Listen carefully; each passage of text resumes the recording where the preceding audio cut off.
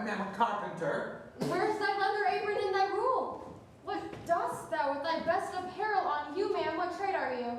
Truly, ma'am, in respect of a fine workman, I am but as you would say a cobbler. But what trade art thou? Answer me directly. A trade, ma'am, that I hope I may use with a safe conscience. One that is indeed, ma'am, a minder of bad souls. What trade, thou knave?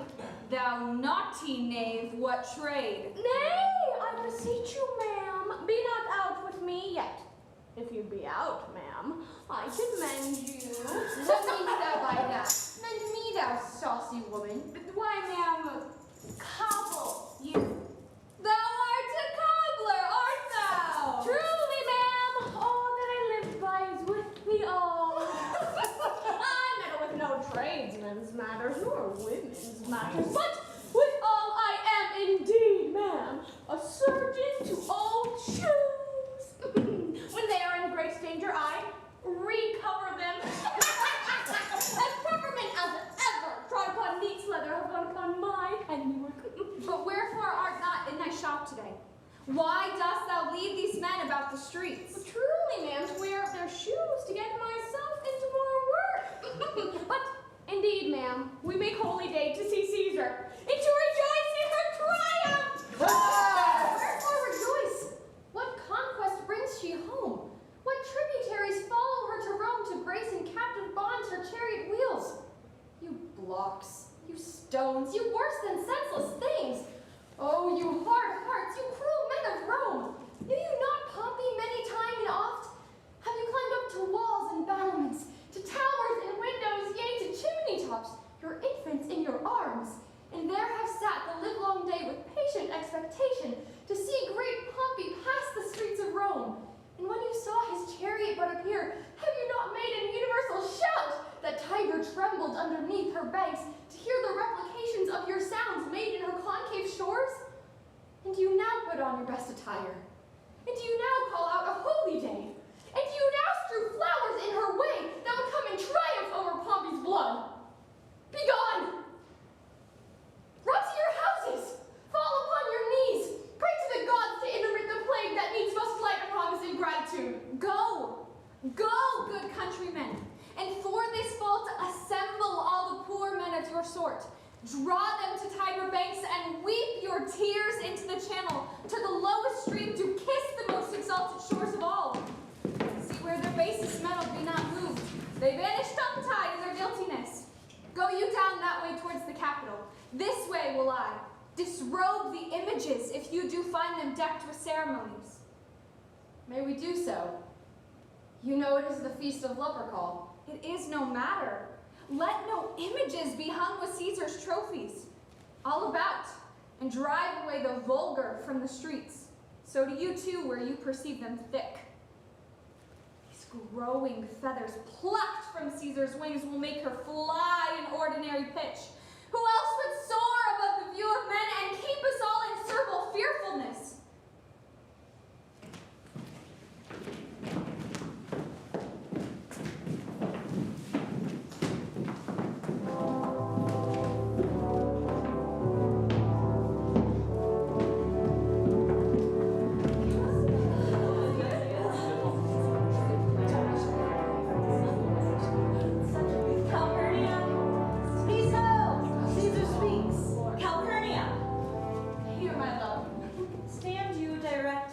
Antonio's way when she doth run her course. Antonio! Caesar, my lady. Forget not in your speed, Antonio, to touch Calpurnia. For our elders say, the barren touch it in this holy chase, shake off their sterile curse. I shall remember. When Caesar says, do this, It is performed. Sit on, and leave no ceremony out. Caesar. Huh? Who calls? Bid every noise be still. Peace yet again. Who is it in the press that calls on me? I hear a tongue shriller than all the music cry. Caesar, speak. Caesar is turned to hear. Beware the Ides of March.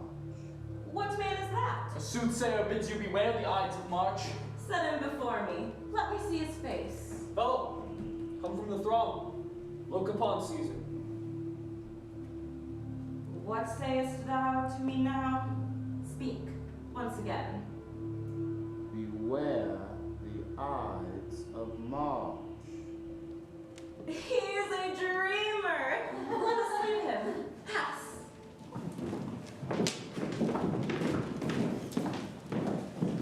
Will you go see the order of the course? Not I. I pray you do. I'm not gamesome. I do lack some quick-spirited mettle that is in Antony. Let me not hinder therefore your desires, Cassius. I'll leave you. Brutus, I do observe you now of late. I have not from your eyes that gentleness and show of love as I was wont to have. You bear too stubborn and too strange a hand over your friend that loves you. Cassius, be not deceived. If I have veiled my look, I turn the trouble of my countenance merely upon myself. Vexed I am of late, passions of some difference, conceptions proper only to oneself, which give air perhaps to some of my behaviors. Let not therefore my friends be grieved, among which number Cassius you one, nor construe any further of my neglect than that poor Brutus were with himself at war. Forgets the show of love to other men. Then Brutus, I have much mistook your passion. By means whereof this breast of mine hath buried thoughts of great value, worthy cogitations. Tell me, good Brutus, can you see your face?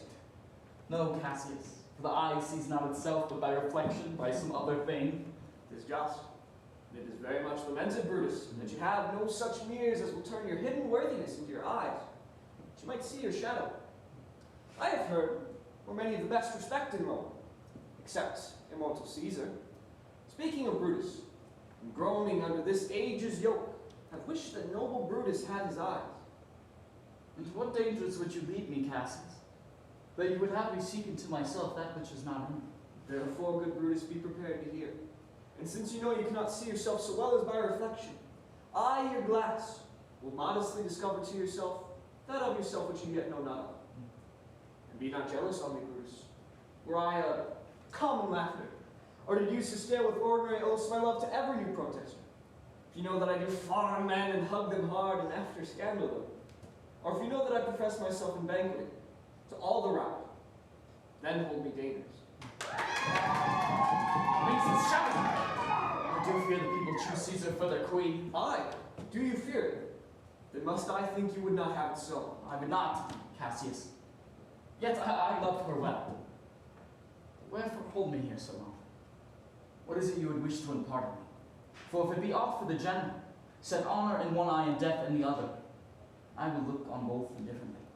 For let the gods so speed me that I do love the name of honor more than I fear death. I know that virtue to be in you, Brutus, as well as I know your outward favor. Well, honor is the subject of my story.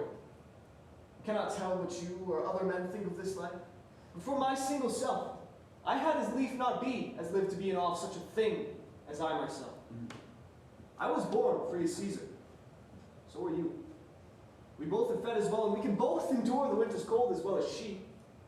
But once, on a raw and gusty day, the troubled tide were chafing with her shores, Caesar said to me, "Darest thou, Cassius, now leap in with me into this angry flood and swim to yonder point?" Upon the word, accoutred as I was, I plunged in and bade her follow. So indeed she did. The torrent roared, and we did buffet it with lusty sinews, throwing it aside and stemming it with hearts of controversy. But ere we could arrive at the point proposed, Caesar cried, "Help me, Cassius, or I sink!" I, as Aeneas, our great ancestor, did from the flames of Troy upon his shoulder the old Anchises bear, so from the waves of time did I the tyrant Caesar. And this woman is become a god, and Cassius is a wretched creature, and must bend his body to Caesar carelessly, but not on him. She had a fever when she was in Spain, and when the fit was on her, I did mark how she did shake. 'Tis true, this god did shake. Her coward lips did from their color fly, and that same eye was bent off all the world did lose her luster. I did hear her groan. I, and that tongue of hers that bade the Romans mark her, and write her speeches in their books, alas, it cried, "Give me some drink, Titinius, as a sick girl." Ye gods, it doth amaze me a woman of such a feeble temper should so get the start of the majestic world, and bear the palm alone. Now the general shut. I do believe these clauses are for some new honors heaped on Caesar?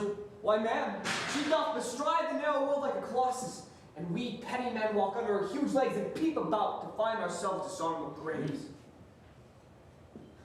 Men, sometime, are masters of their fates. The fault, dear Brutus, is not in our stars, but in ourselves that we are underlings. Brutus and Caesar. What should be in that Caesar? Why should that name be sounded more than yours? Write them together. Yours is his fair name. Sound them. Doth become with the mouth as well. Weigh them. It is as heavy. Conjure with them. Brutus will start a spirit as soon as Caesar. Now, in the names of all the gods at once, upon what meat doth our Caesar feed that she is grown so great? Age, thou art shamed. Rome, thou hast lost the breed of noble bloods. When went there by an age since the great flood, but it was famed with more than with one man? When could they say till now that talked of Rome, her wide walks encompassed but one man? Now, is it Rome indeed, and room enough when there's in it but one only man? Ah! You and I have heard our fathers say there was a Brutus once that would have brooked the eternal devil to keep a state in Rome as easily as a king. That you do love me, I am nothing jealous. What you would have me work to? I have some aim. How I have thought of this in these times, I shall recount to you after. For at this present I would not with love be any further moved. What you have said, I will consider. What you have to say, I will with patience hear, and find time both meet to hear, to answer such high things. Till then, my noble friend, chew upon this. Brutus had rather be a villager than repute himself a son of Rome under conditions like times like this are like to lay upon us. I am glad that my weak words have struck but thus much show of fire from Brutus. The games are done and Caesar is returning. As they pass by, pluck Cassius by the sleeve, and she will, after her sour fashion, tell you what hath proceeded and what you know today. I will do so. Look at Cassius, the angry spot doth glow on Caesar's brow. The rest look like a chidden train. Calpurnia's cheek is pale. Cicero has such fair and such fiery eyes as we have seen her in the Capitol being caused in conference by some senators. Casca will tell us what the matter is. Antonio! Caesar, Let me have men about me that are fat, sleek-headed men, and such as sleep o' nights. Yond Cassius has a lean and hungry look. He thinks too much. Such men are dangerous. fear him not, Caesar. He is not dangerous. He is a noble Roman and well given. Would he were fatter, but I fear him not. Yet if my name were liable to fear, I do not know the man I should avoid. So soon as that spare Cassius. He reads much. He is a great observer, and he looks quite through the deeds of men. He loves no plays, as thou dost, Antony. He hears no music, and seldom he smiles, and smiles in such a sort, as if he mocked himself, and scorned his spirit, that could be moved to smile at anything. Such men as he be never at heart's ease whilst they behold a greater than themselves, and therefore are they very dangerous. I rather tell me what there is to fear than what I fear, for always I am Caesar. Come on, my right hand, for this ear's deaf, and tell me truly what thou thinkst of him.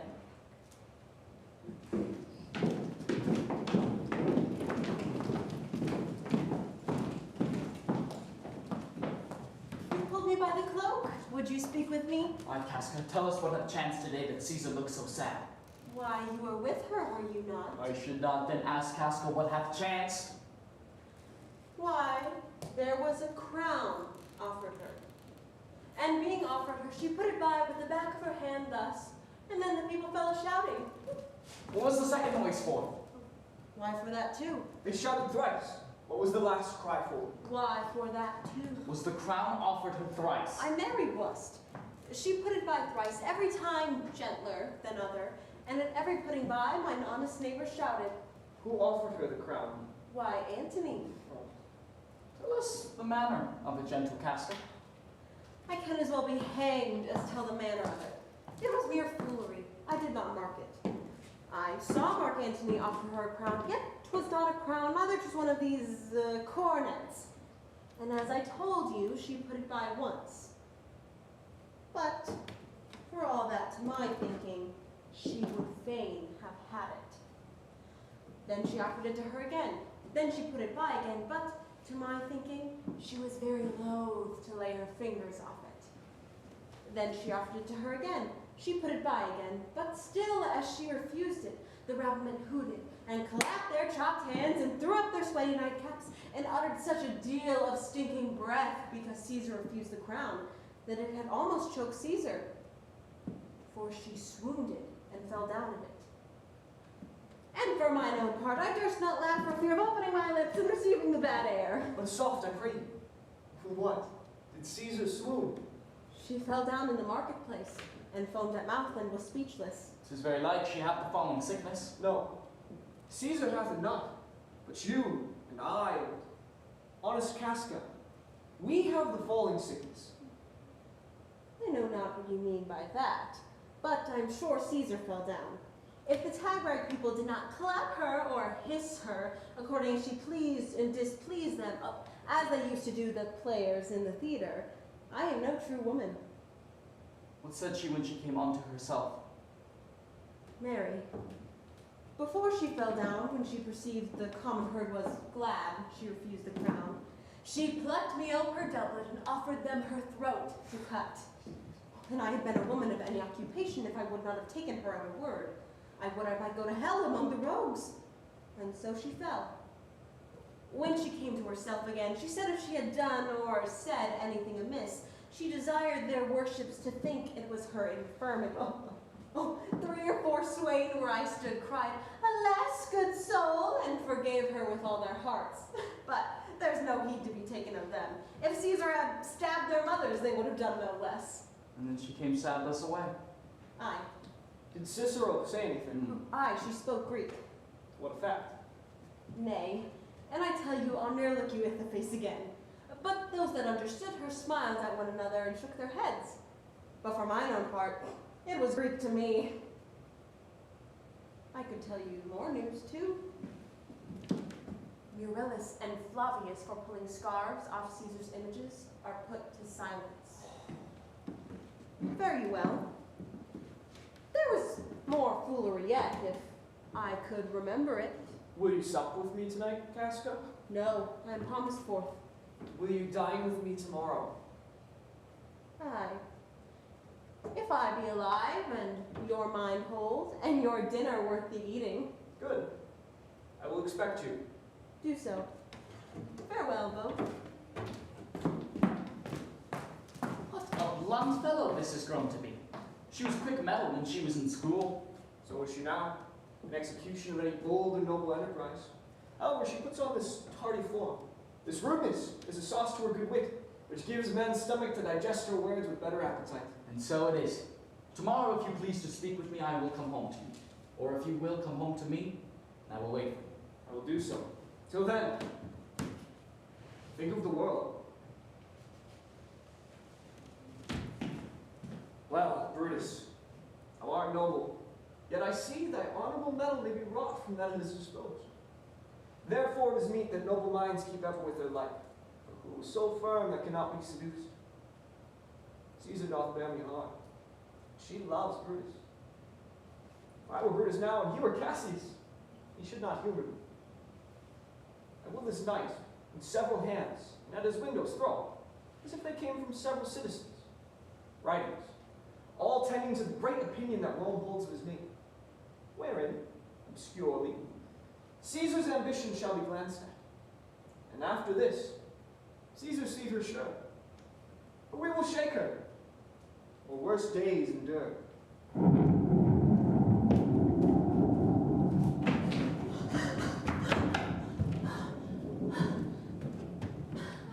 Good evening, Casca. Brought you Caesar home.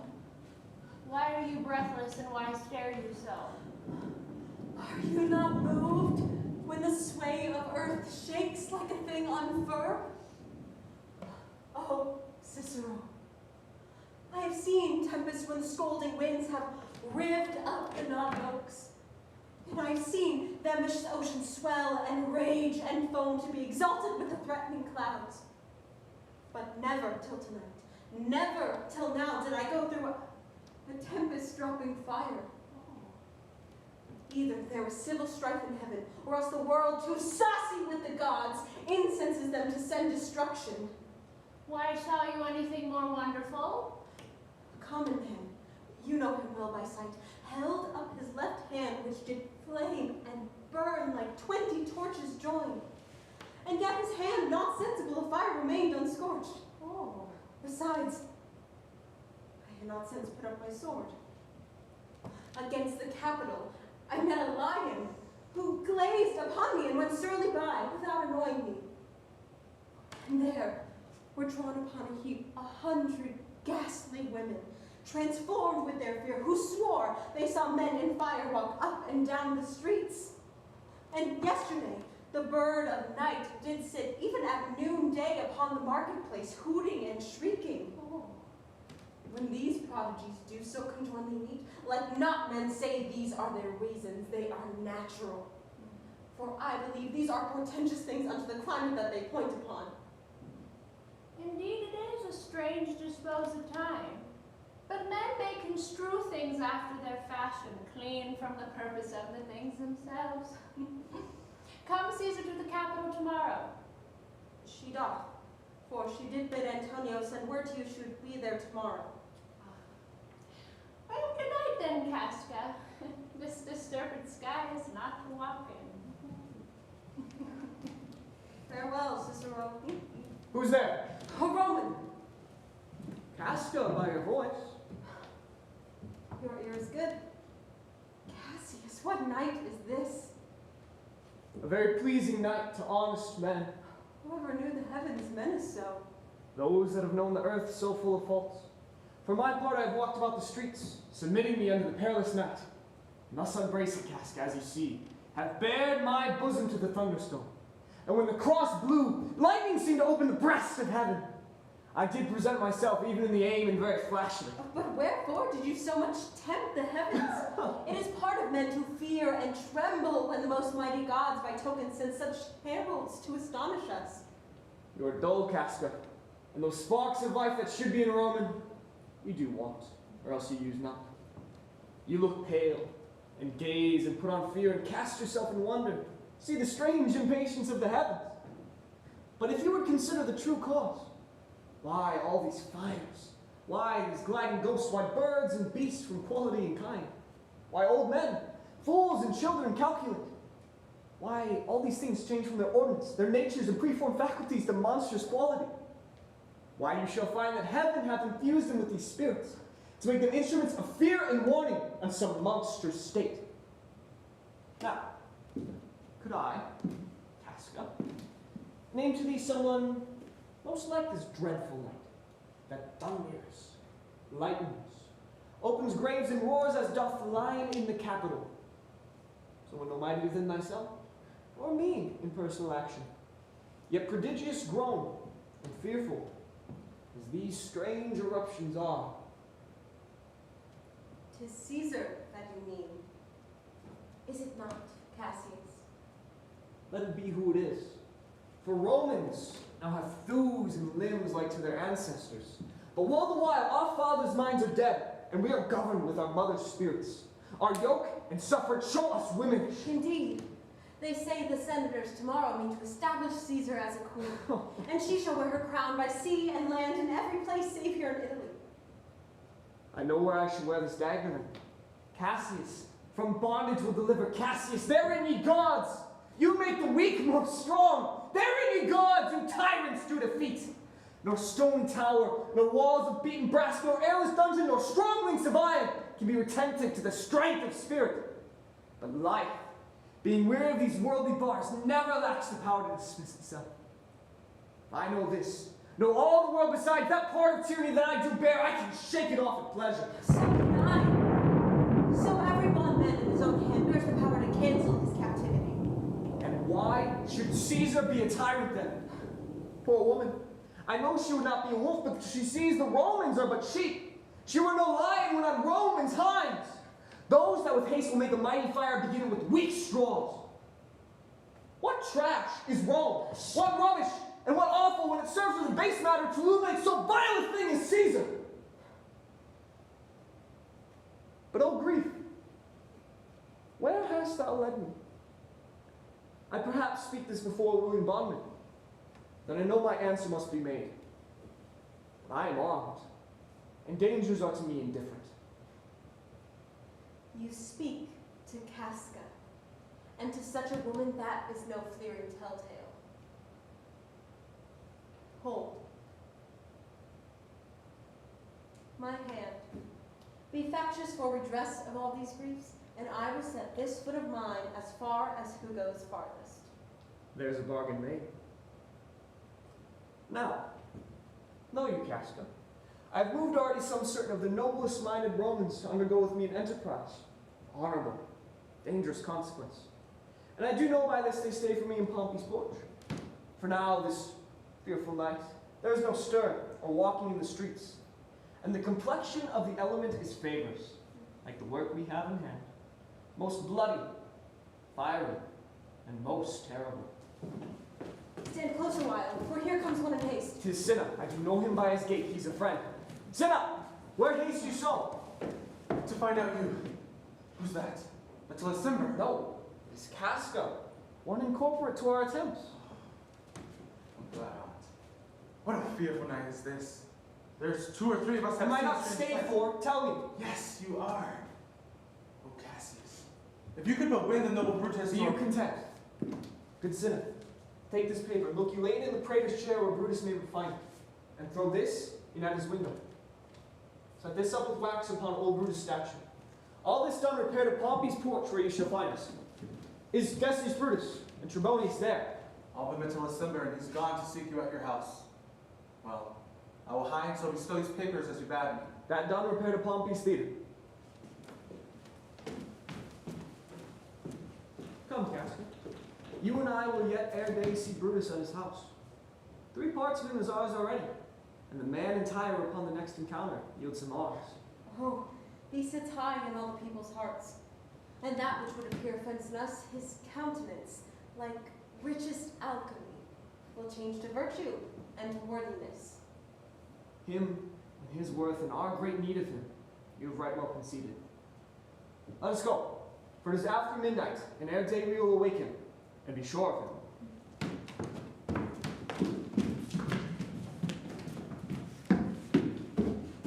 Boy! Lucius! Awake! Cannot by the progress of the stars to guess how near today. Lucius, I say! I would that it were my fault to sleep so soundly. When, Lucius, when? Awake, I say! Called you, my lord? Get a taper in my study. When it is lighted, come and call me. I will, my lord.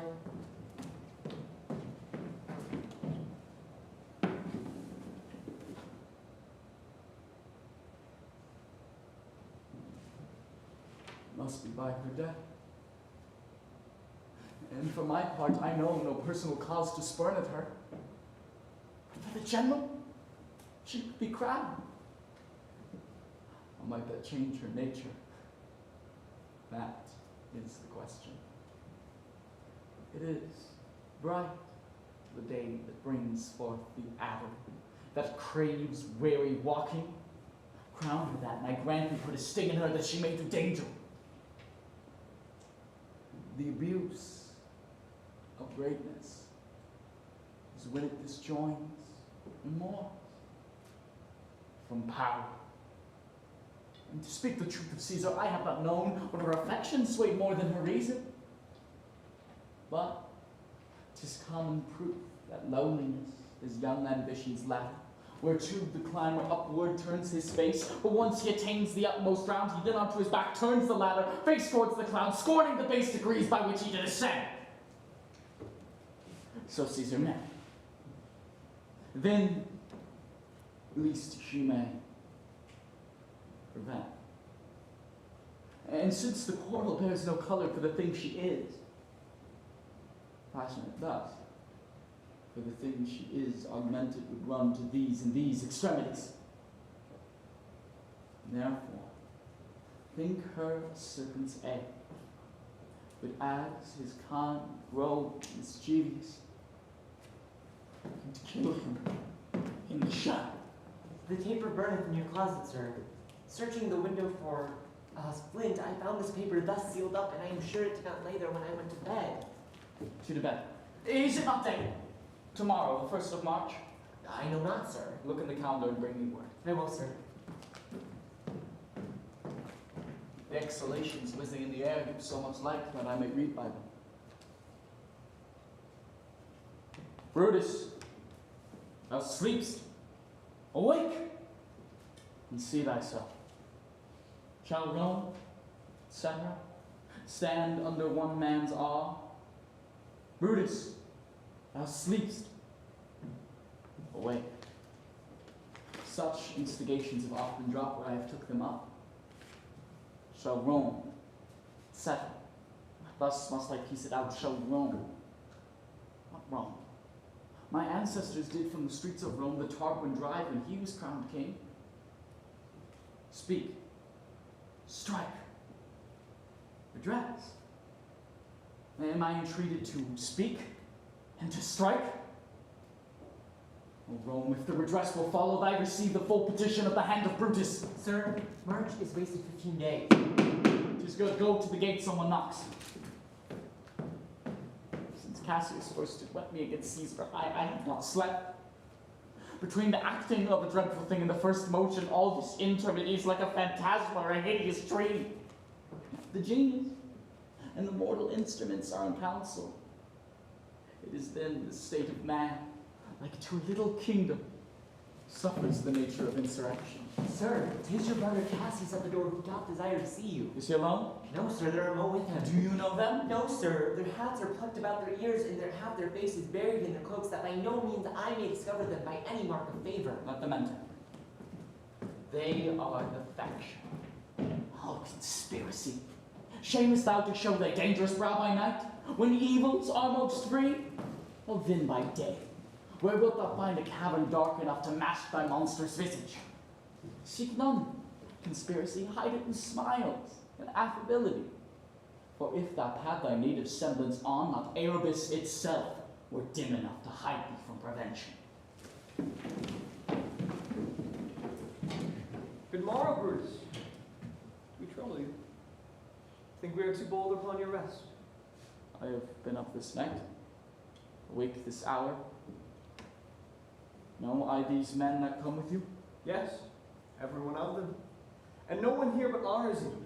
And every one doth wish you had but that opinion of yourself which every noble Roman bears of you. This is Trebonius. She is welcome hither. This, Decius Brutus. She is welcome too. This Casca, this Cinna, and this Metellus Simna. They are all welcome. Tell me, what watchful cares do interpose themselves betwixt your eyes and night? Shall I entreat a word? Here lies the east. Doth not the day break here? No. Oh, pardon, man, Macduff. In yon very lines that fret the clouds are messengers of day. You shall confess that you are both deceived. Here, as I point my sword, the sun arises, which is a great way growing on the south, waning the youthful season of the year. Some 2 months hence, up higher toward the north, he first presents his fire, and the high east stands as the capital directly here. Give me your hands all over, one by one. And let us swear our resolution. No! No.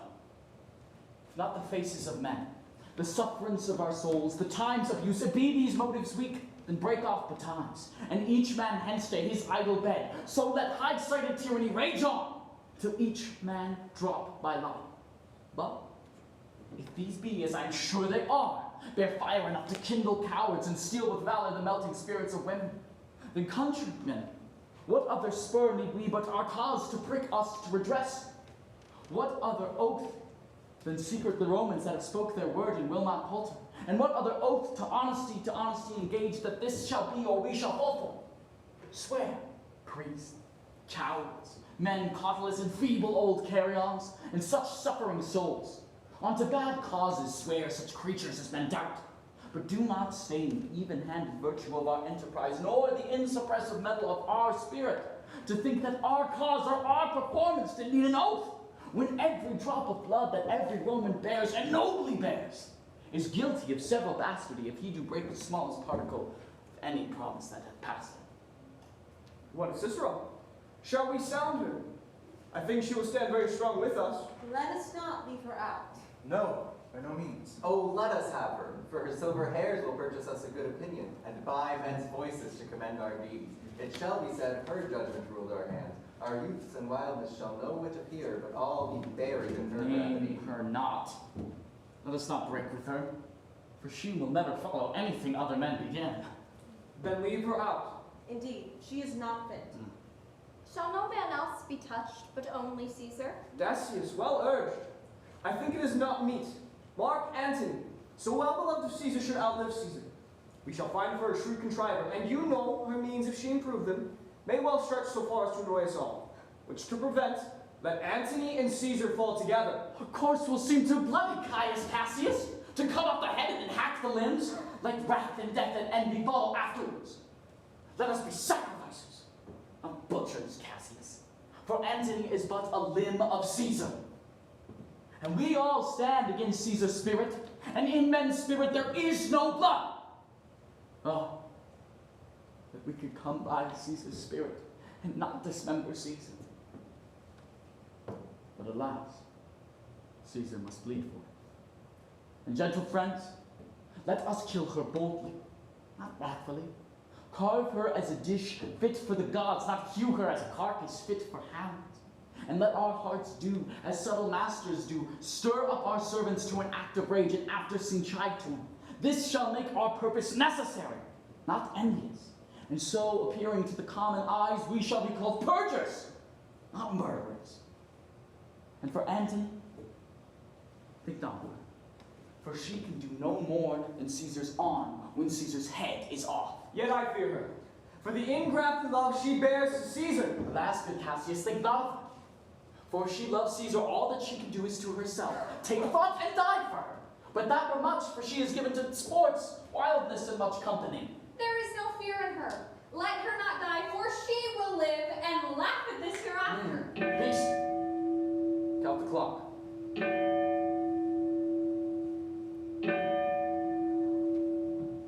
The clock hath stricken 3. 'Tis time to part. But it is doubtful yet whether Caesar will come forth today or no. For she is superstitious grown of late, quite from the main opinion she held once, of dreams, of fantasy and ceremonies.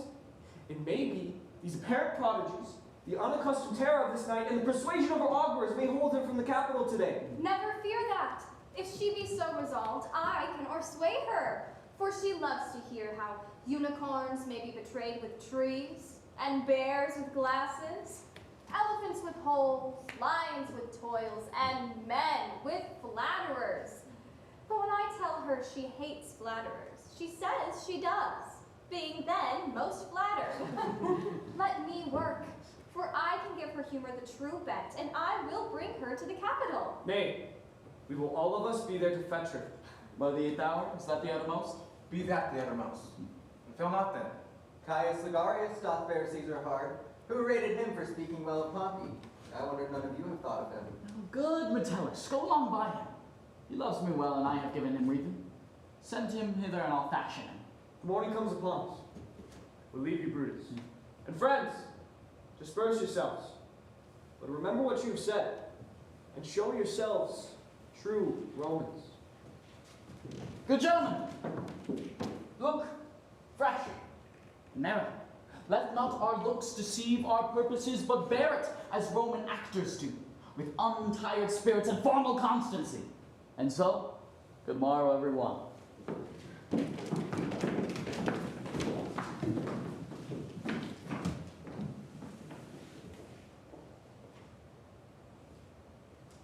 Boy, Lucius,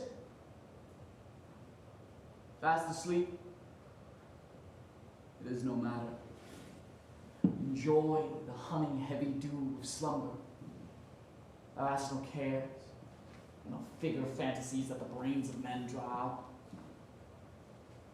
Wherefore thou sleepest so sound? Brutus, my lord. Portia, wherefore rising thou? It is not good for your health to thus commit your weak condition to the rock-cold morning. Nor for yours neither.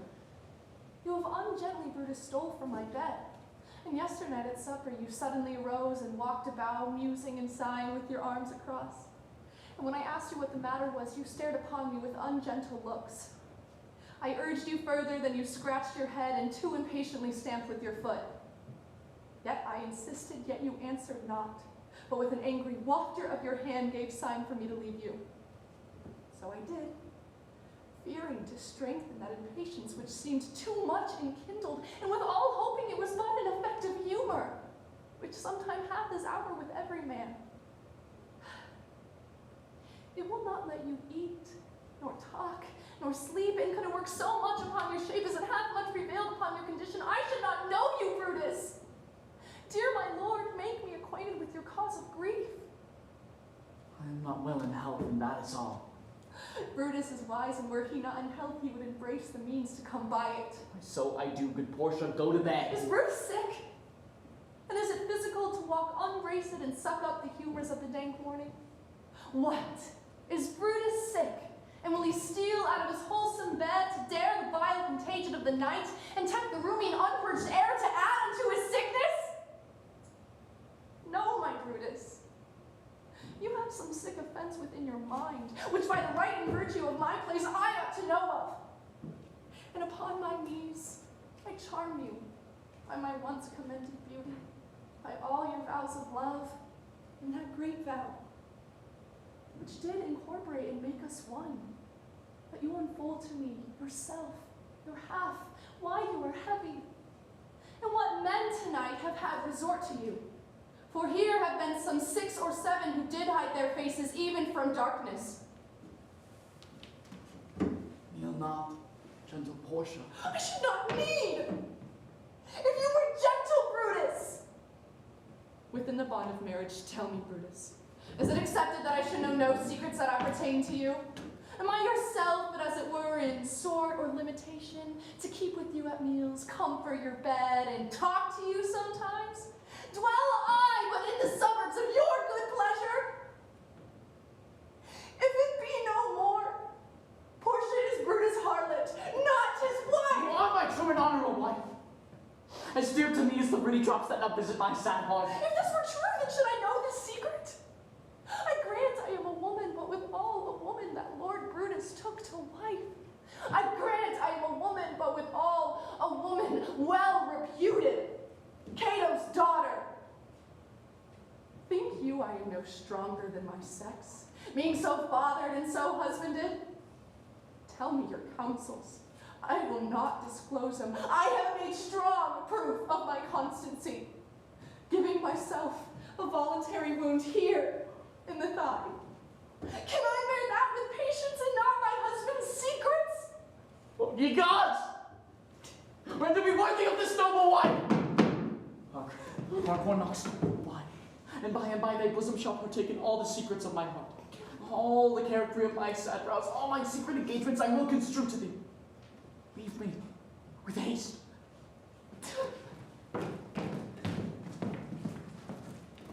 Lucius?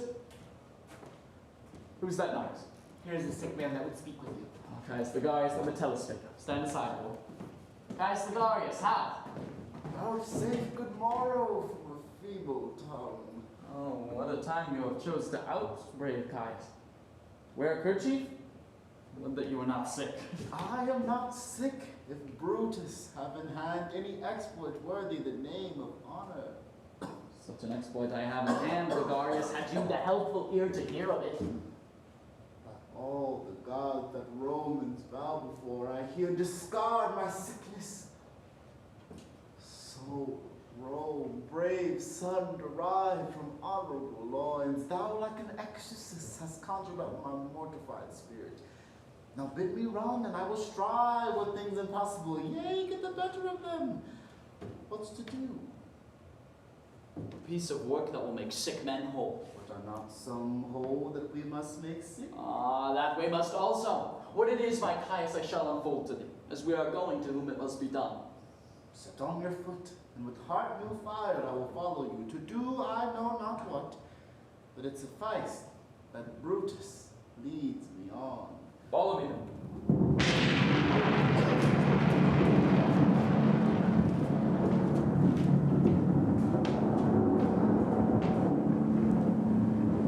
Nor heaven nor earth have been at peace tonight.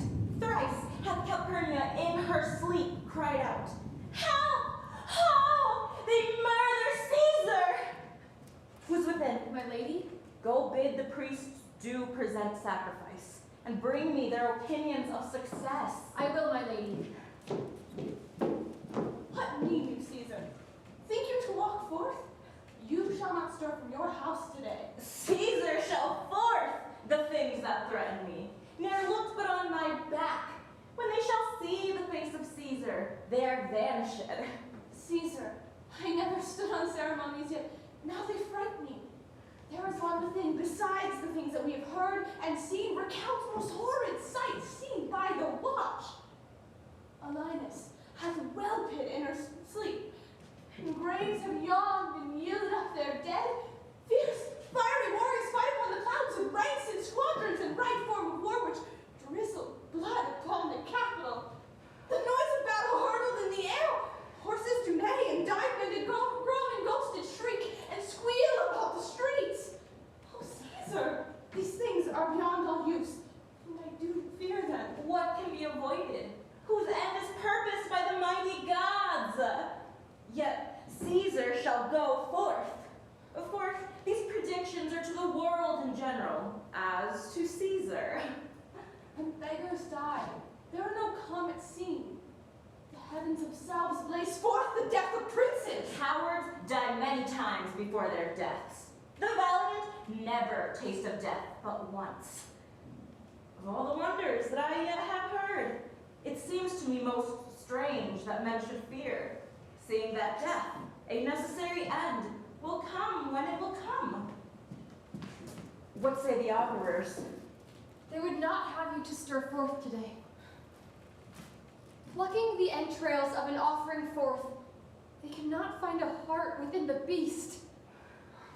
The gods do this in shame of cowardice. Caesar should be a beast without a heart. If she should stay at home today for fear, no, Caesar shall not. Danger knows full well that Caesar's more dangerous than she.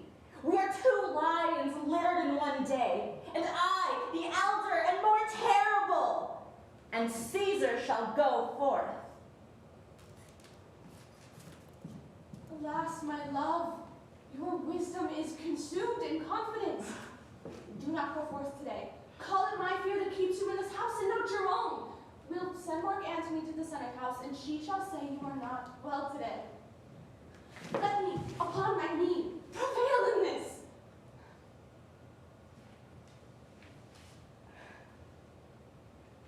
Mark Antony shall say I am not well. And for thy humor, I will stay at home. Here's Decius Brutus. She shall tell them so. Caesar, all hail. Good morrow, worthy Caesar. I come to fetch you to the Senate house. And you are come very happy time to bear my greetings to the senators, and tell them I will not come. Cannot is false, and dare not, falser. I will not come. Go tell them, Decius. Say she is sick. Shall Caesar send a lie?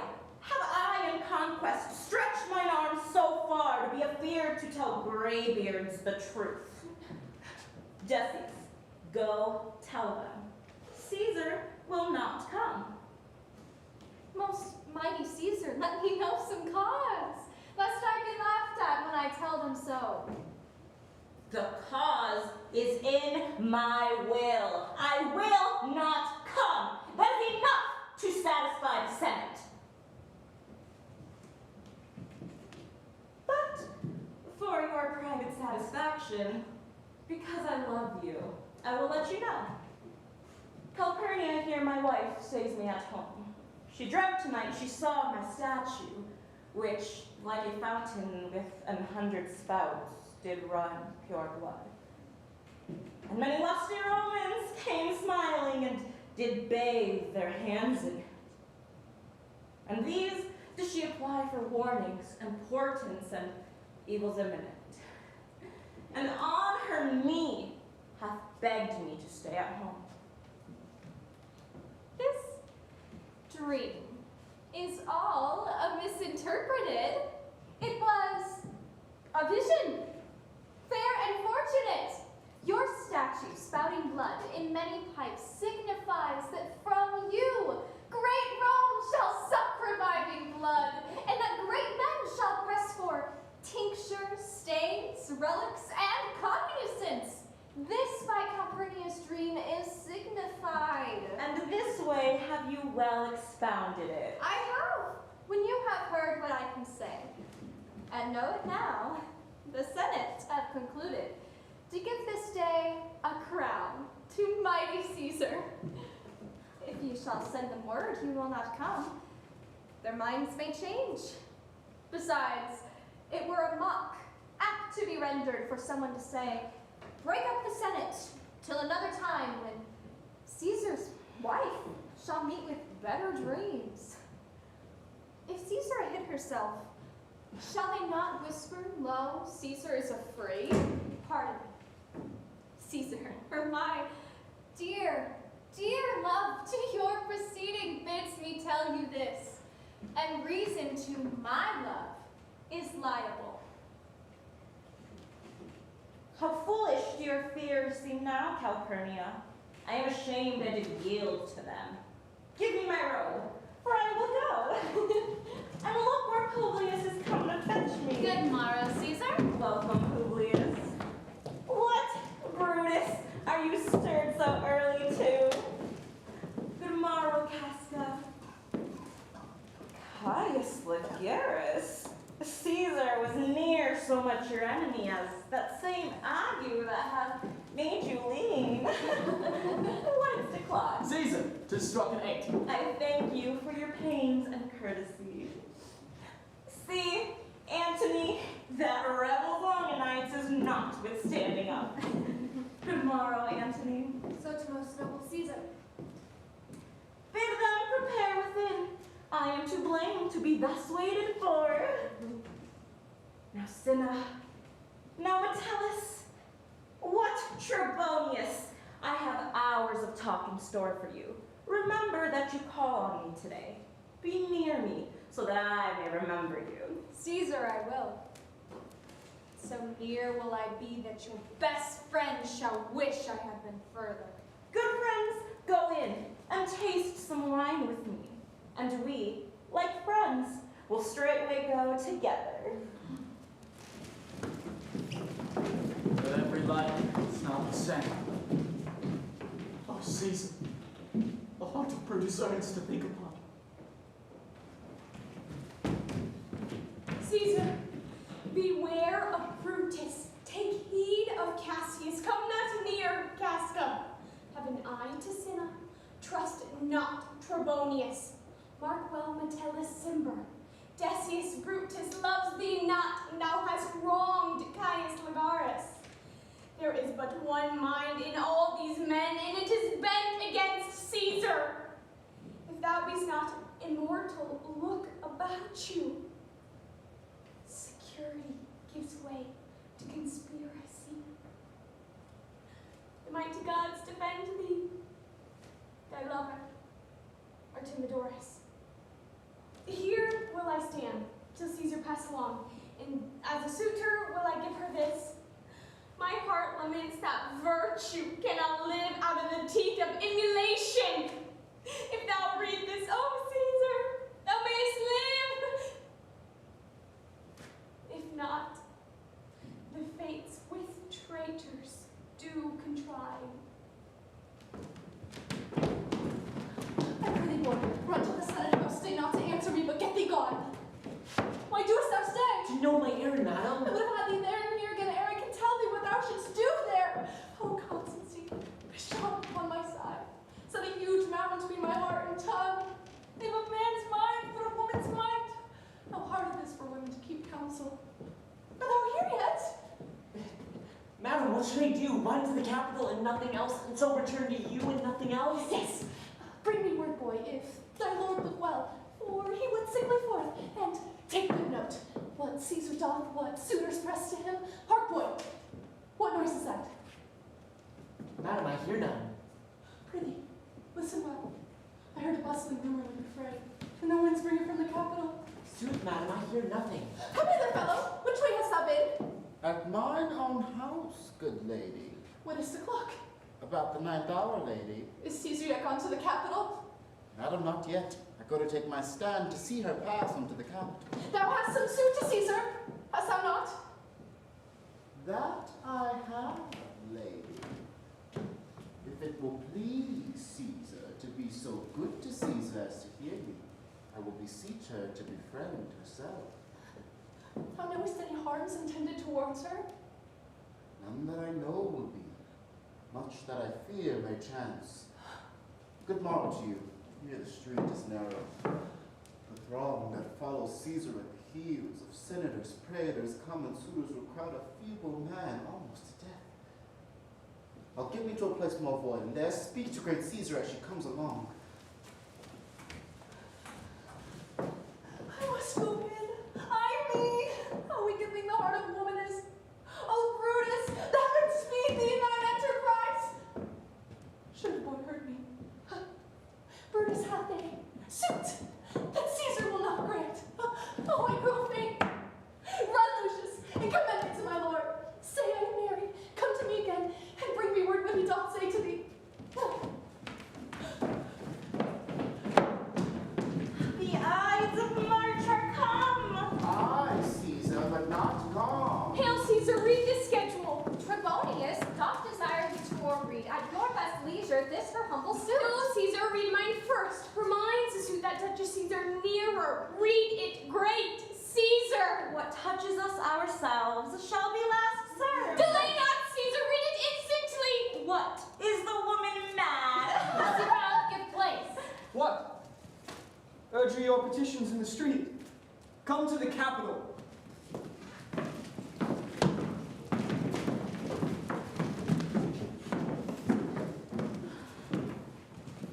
I wish your enterprise today may thrive. What enterprise, Papilius? Very well. What said Papilius then?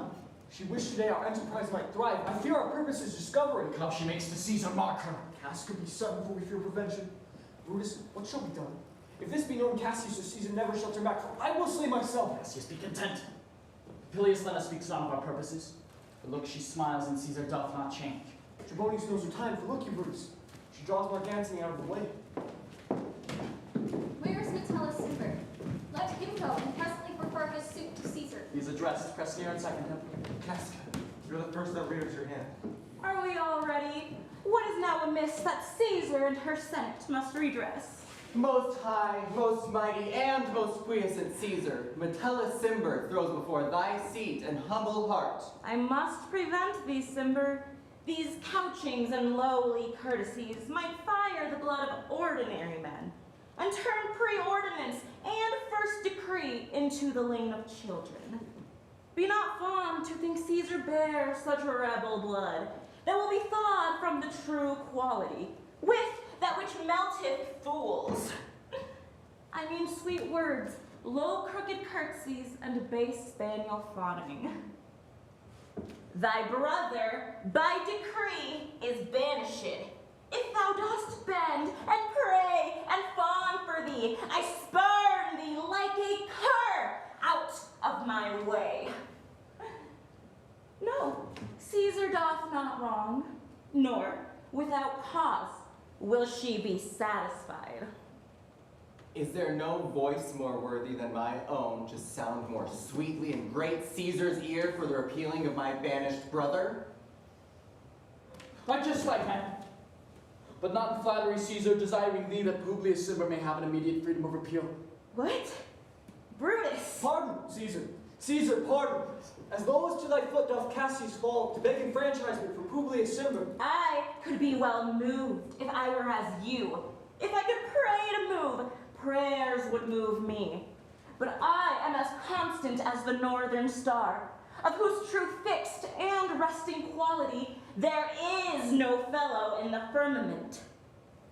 The skies are all painted with unnumbered sparks. They are all fire, and every one doth shine. But there is but one in all doth that hold her place. So, in the world, 'tis furnished well with men, and men are flesh and blood, and apprehensive. Yet in the number I do know but one, that unassailable holds her rank, and that I am she, unshaped of motion. Let me a little show it, even in this, that I was constant, Cimber should be banished, and constant do remain to keep him so. Oh, Caesar! Hence, wilt thou lift up Olympus? Great Caesar. Doth not Brutus bootless kneel? Speak hands for me.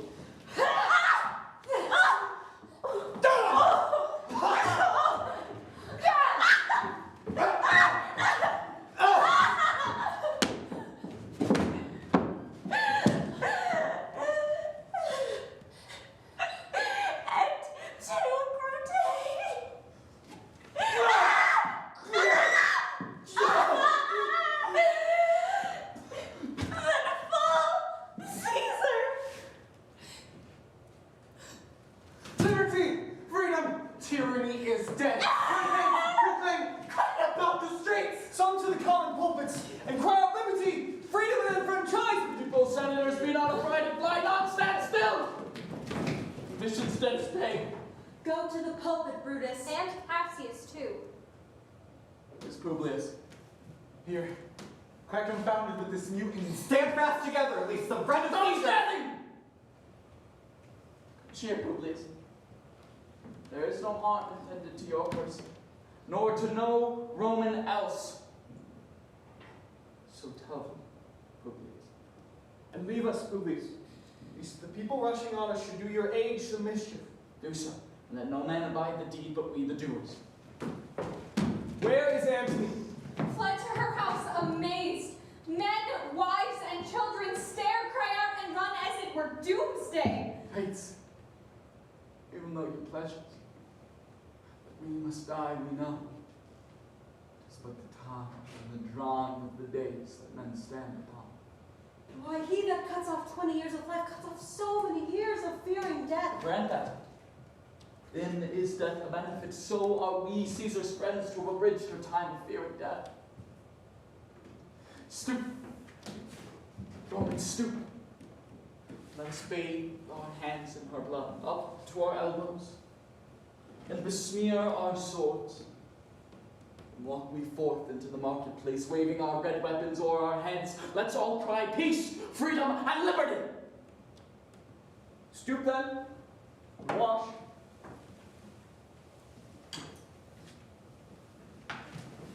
How many ages hence shall this our lofty scene be acted over, and state unborn and accents yet unknown?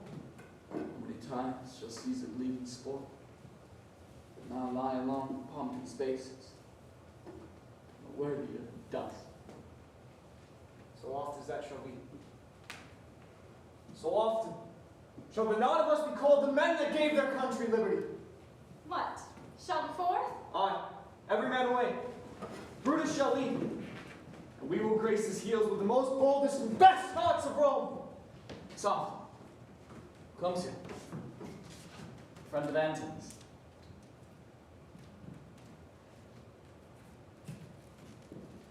Thus Brutus did my master bid me kneel. Thus Mark Antony bid me fall down, and being prostrate, thus she bade me say, Brutus is noble, wise, valiant, and honest. Caesar was mighty, bold, royal, and loving. Say I love Brutus and I honored him. Say I feared Caesar, honored her, and loved her. If Brutus will vouchsafe that Antony may safely come to him and be resolved how Caesar hath deserved to lie in death, Mark Antony shall not love Caesar dead so well as Brutus living, but will follow the fortunes and affairs of noble Brutus, the through the hazards of this untrod state with all true faith. So says my master, Mark Antony. My master is a wise and valiant Roman. Never thought her last. So it shall please her to come unto this place, she shall be satisfied. And by my honor, depart untouched. I'll fetch her presently.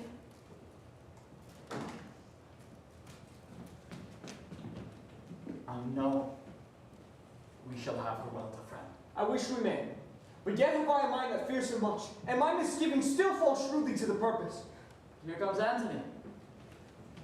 Welcome, Arch Antony.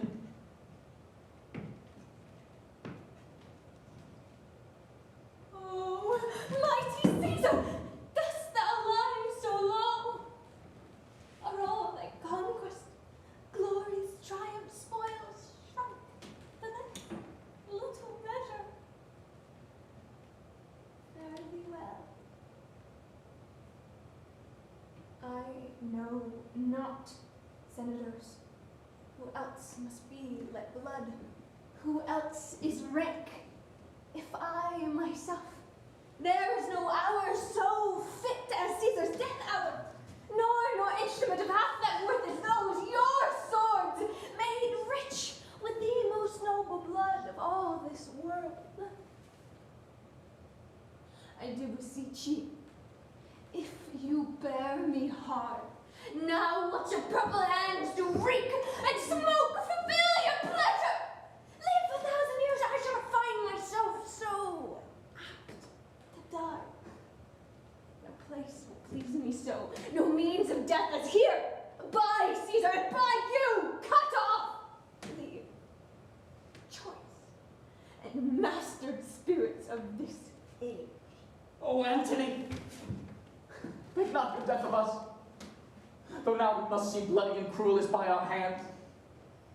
Yet you see but our hands in this the bleeding business they have done. Our hearts, you see not. They are pitiful, and pity to the general wrong of Rome. As fire drives out fire, so pity hath done this deed to Caesar. For your part, to you, our swords have led in points, Mark Antony. Our arms in strength, and our hearts, brother's temper, do receive you in, all kind love, with thoughts and reverence. Your voice shall be as strong as any one's in the disposing of new dignities. Only be patient till we have appeased the multitudes beside themselves by fear. Then we shall deliver unto you the cause why I that did love Caesar when I struck her. Thus proceed. I doubt not of your wisdom. Let each one render me the bloody hand. First, Marcus Brutus do I shake with thee. Next, Caius Cassius do I take your hand. Now, Decius Brutus, yours. Yours, Metellus. Yours, Cinna. My valiant Casca. Yours. The last, not least in love, yours. Good, Trebonius. Senators, all. Alas, what shall I say? My credit now stands on such slippery a ground that either one of two bad ways you must conceit me. Either a coward or a flatterer. But I did love thee, Caesar. Oh, 'tis true. If then thy spirit look upon us now, shall it not grieve thee dearer than thy death, to see thy Antony make your peace, shaking the bloody fingers of thy foes?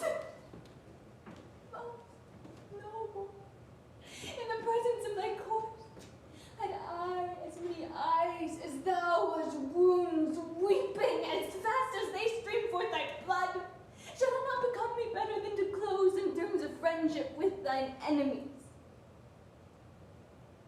Pardon me, Julius. Here wast thou bade, brave heart. Here didst thou fall, and here thy hunter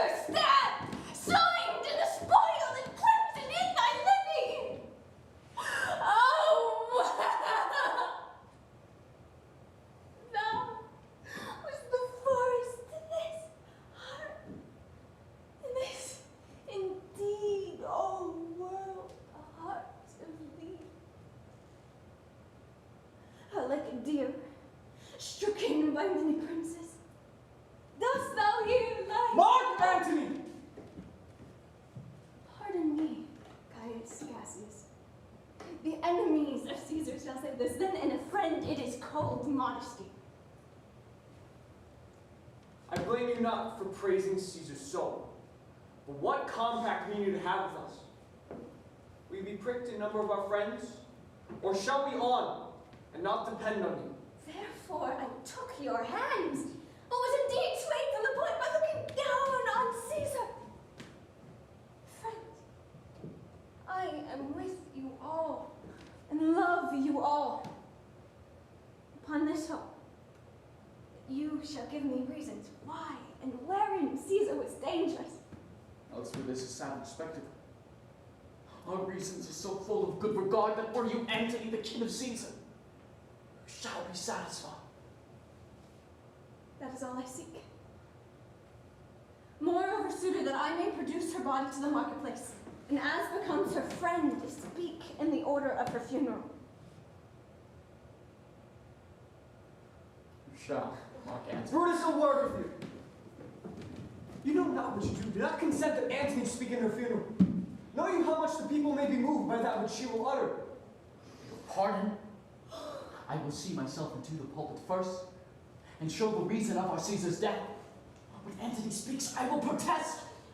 She speaks by leave and by permission, and that we were contented Caesar should have all true rights and lawful ceremonies, and shall advantage us more than do us wrong. I know not what may fall. I like it not. Antony? Here, take you Caesar's body. You shall not, in your funeral speech, blame us, but speak all the good you can devise of Caesar. And say you duped by our permission, else shall you have no hand about her funeral. You shall speak in the same pulpit whereto I am going after my speech is ended. Be it so. I do desire no more. Prepare the body and follow us.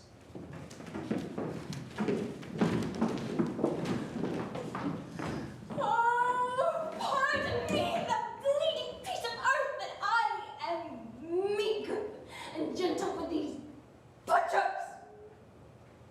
Thou art the ruins of the most noble woman that ever lived in the tide of time. Woe to the hand that shed this costly blood. Over thy wounds now do I prophesy which night. Dumb mouths do ope the ruby lips to beg the voice and utterance of my tongue. Curse shall light upon the limbs of men. Domestic fury and fierce civil strife shall conquer all the parts of Italy. Blood and destruction shall be so in use, and dreadful objects so familiar, that mothers shall but smile when they behold their infants quartered with the hands of war.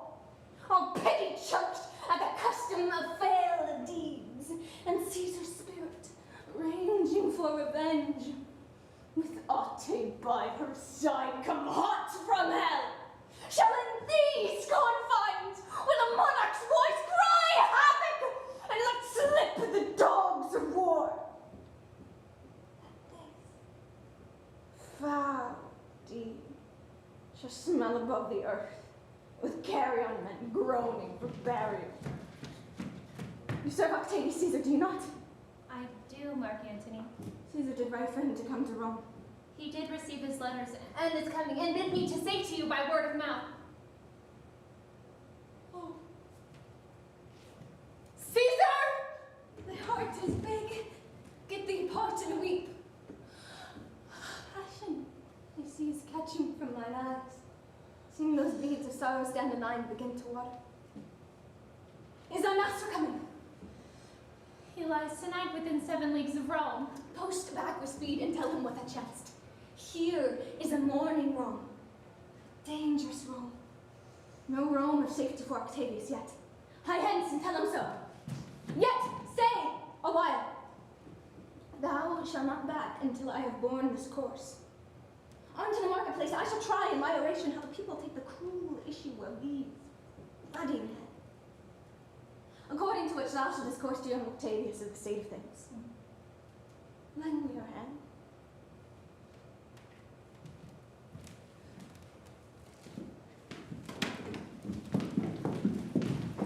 We will In the audience, friends! Cassius, go you into the street over and part the numbers. Those that will hear me stay.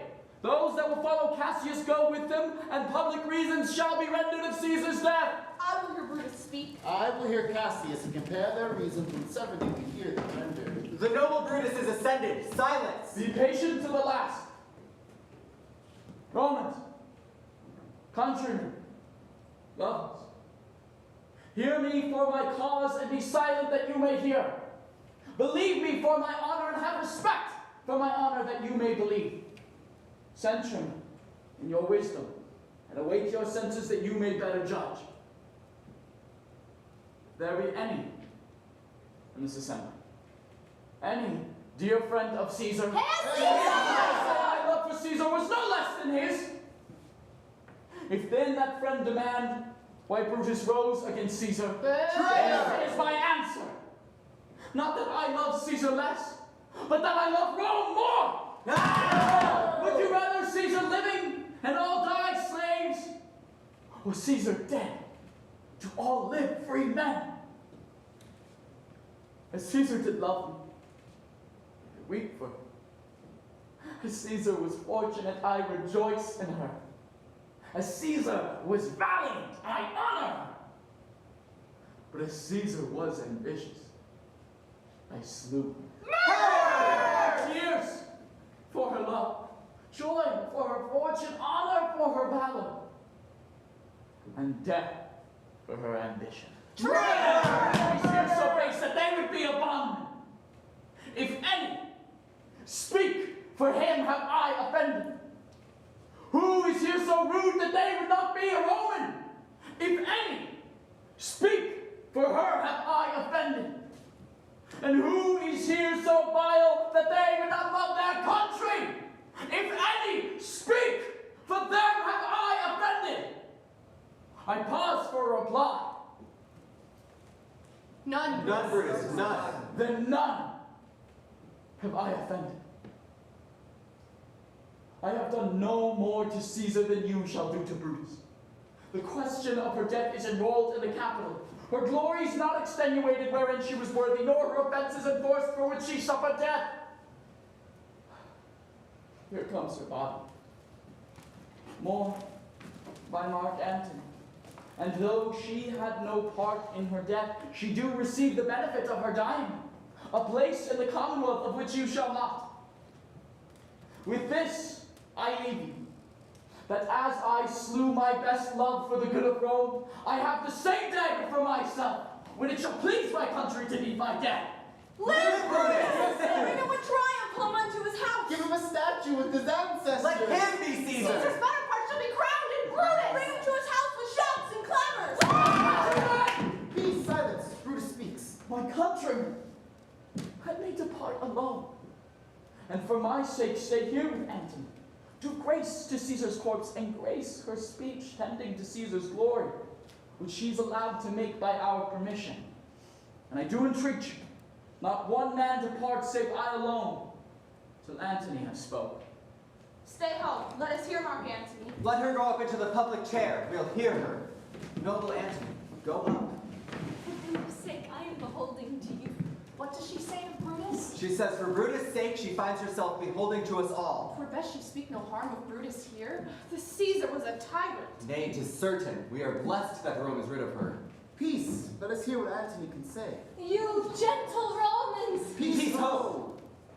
friends, Romans, countrymen, lend me your ears. I come to bury Caesar, not to praise her. The evil that men do live after them. The good is oft interred with their bones. So let it be, Caesar. The noble Brutus hath told you Caesar was ambitious.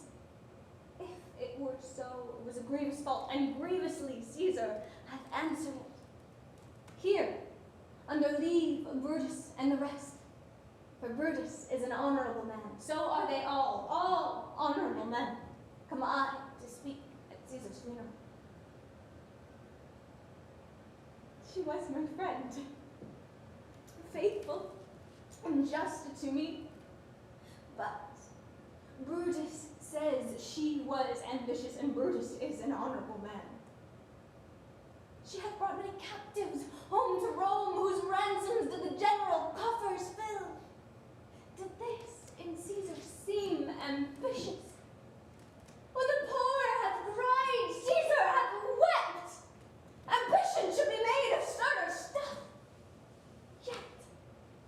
Brutus says she was ambitious, and Brutus is an honorable man.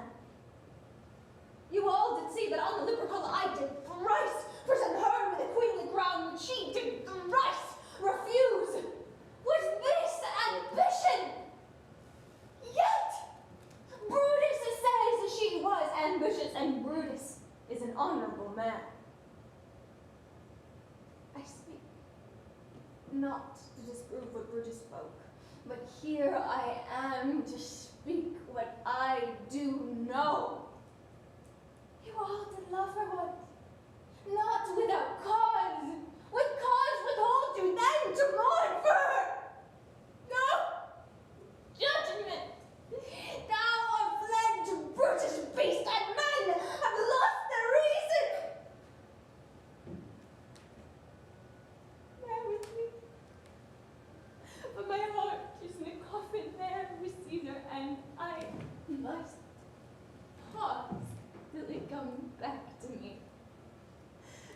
There's much reason in her sayings. If thou consider rightly of the matter, Caesar has had great wrong. Has she, masters? I fear there will a worse come in her place. Marked ye her words? She would not take the crown, therefore 'tis certain she was not ambitious. If it be found so, some will dare abide it. Poor soul. Her eyes are red as fire with weeping. There is not a nobler soul in Rome than Antony. Now mark her, she begins again to speak.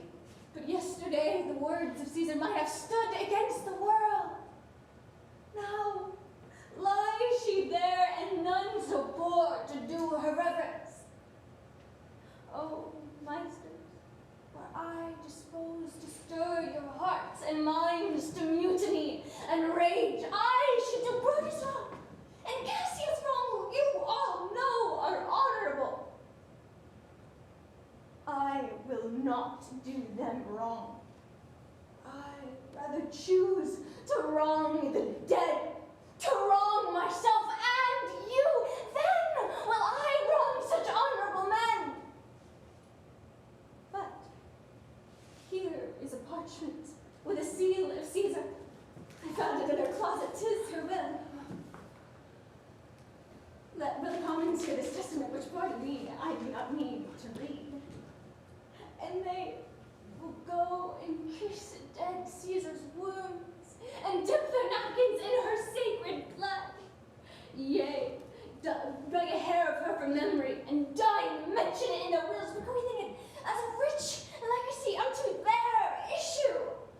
Well, hear the will. Read it, Marcus. Yes, the testament. Read the will. Read the will. Read the will. Patience, gentle friends. I must not read it. 'Tis not meant you know how Caesar loved you. You are not wood.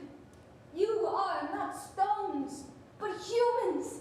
And being human, hearing the will of Caesar, it will inflame you. It will make you mad.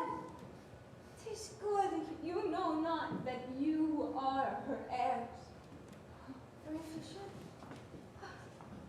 what would come of it? Read the will. We'll hear it, Antony. Read the will. Read the will. Read the will. Will you stay a while?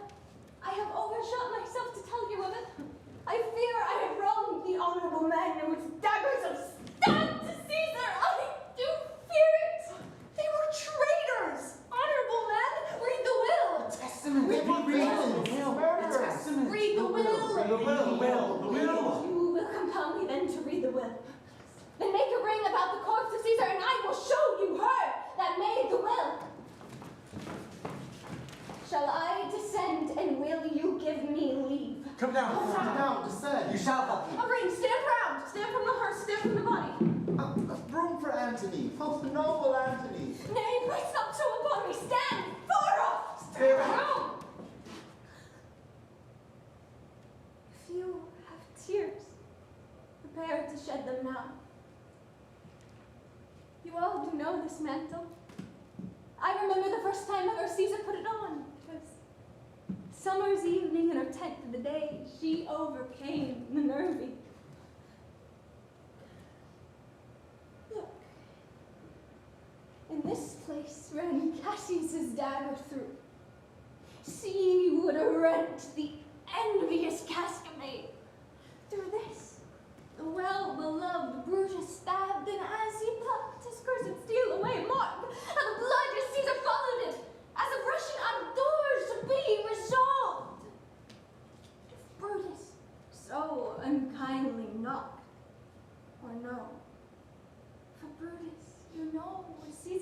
angel. Judge, oh you gods, how dearly Caesar loved him! This was the most unkindest cut of all. For when Caesar saw him sad, ingratitude more strong than traitor's arms quite vanquished her and burst her mighty heart.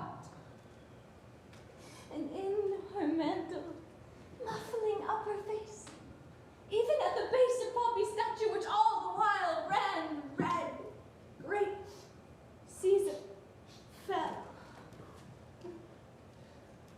Oh, what a fall there was, my countrymen. Then I, and you, and all of us fell down, which bloody treason flourished over us.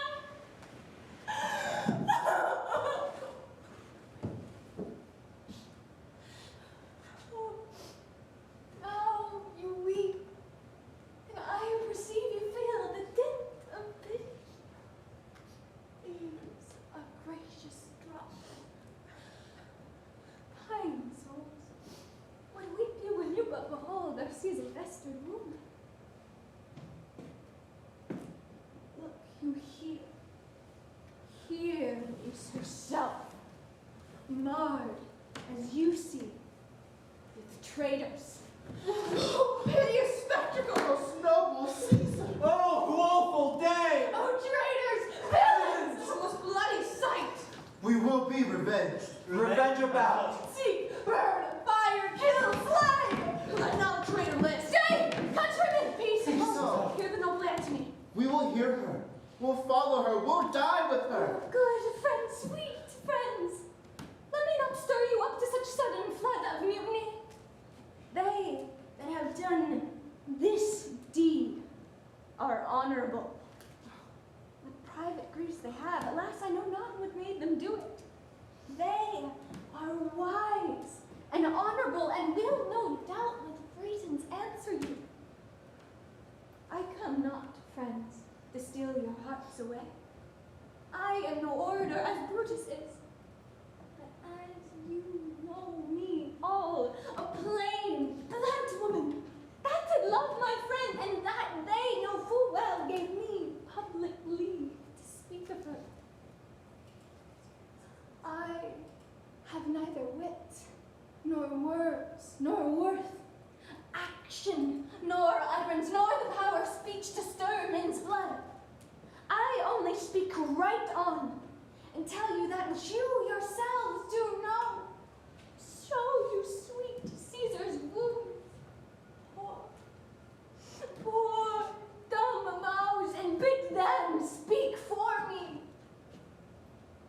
But were I Brutus, and Brutus Antony, there were an Antony would ruffle up your spirits and put a tongue to every wound of Caesar that should move the stones of Rome to rise and mutiny. Burn the house of Brutus. Away then, come, seek the conspirators. Yet hear me, countrymen, yet hear me speak. Be so. Why, friends, you go to do you know not what? Wherein has Caesar thus deserved your love? Alas, you know not. I must tell you then. You have forgot the will I told you of. Most true, the Well, will. should we say it is the will? Here is the will, and under Caesar's seal, to every Roman citizen she gives, to every several soul, 75 drachmas! Most noble Caesar! We will revenge her death. Oh, royal Caesar! Yet hear me with patience! So, moreover, she had left you all her walks, her private arbors, her new planted orchards on this side of Tiber. She had left them to you and your heirs forever. Common pleasures, to walk abroad and recreate yourselves. Here was a Caesar. When comes such another? Never. Never. Come, away, away! We'll burn her body in a holy place, then with the brands fire traitors' houses. Take up the body. Go fetch fire. Pluck down benches. Pluck down forms, windows, anything!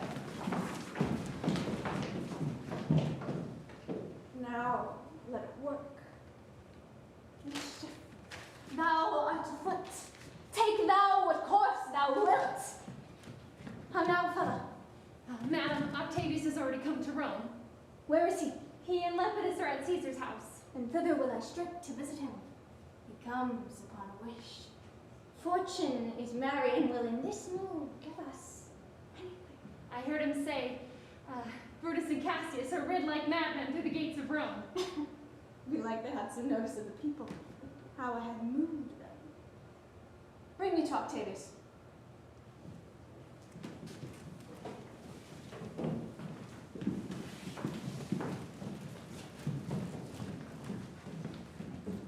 I dreamt tonight that I did feast with Caesar, and things unluckily charged my fantasy. I have no will to wander forth through doors, yet something leads me forth. What is your name? Whither are you going? Where do you dwell? Are you a married woman or single? Answer every man directly. I, and briefly. I, and wisely. I and truly your best. What is my name? Whither am I going? Where do I dwell? Am I a married woman or single? Then to answer every person directly and briefly, wisely and truly. Wisely I say I am single. That is as much to say they are fools that marry. You'll bear me a bang for that, I fear. Proceed directly. Directly I'm going to Caesar's funeral. As a friend or an enemy? As a friend. That matter is answered directly. For your dwelling, briefly. Briefly I dwell by the capital. Your name, ma'am, truly. Truly, my name is Cinna. Tear her to pieces. She's a conspirator. I am Cinna the poet. I'm Cinna the poet. Tear her for her bad verses. Tear her for her bad verses. I am not Cinna the conspirator. It is no matter. Her name's Cinna. Pluck but her name out of her heart and turn her going. Tear her! Tear her!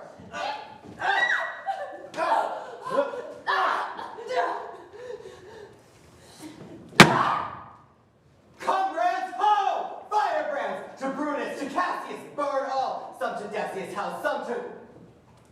and some to Caius Ligarius. Away, go!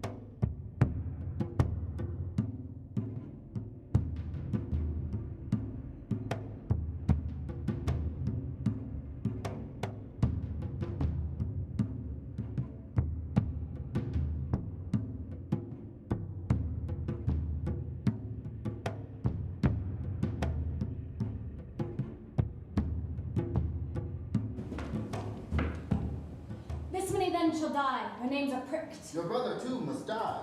Sent you Lepidus? I do consent. Prick him down, Antony. Upon condition, Publius shall not live. Who is your sister's son, Mark Antony? He shall not live. Look, with a spot, I damn him. But, Lepidus, go you to Caesar's house and fetch the will thither. We shall determine how to cut off some charge and legacies. What, shall I find you here? Or here, or at the Capitol.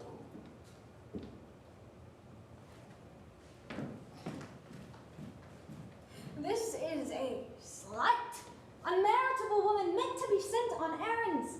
As it fit to the threefold world divided, she should stand 1, 3, fit to shout. So you thought her and took her voice who should be pricked to die in our black sentence and prescription. Octavius, I have seen more days than you, and though we lay these honors on this woman, it is to ease ourselves of divers slanderous loads. She shall but bear them as an ass bears gold, to groan and sweat under the business, either led or driven as we point the way. And, having brought our treasure where we will, take we down her load and turn her off, like to the empty ass, to shake her ears in graves and commons. You may do your will, but she is a tried and valiant soldier. So is my horse, Octavius, and for that I do appoint in store of provender. It is a creature that I teach to fight, to wind, to stop, to run directly on its corporal motion, governed by my spirit. And, in some taste, is Lepidus but so. She must be taught, and trained, and bid go forth, a barren, spirited fellow, one that feeds on objects, arts, and imitations, which, out of use installed by other men, begin her fashion.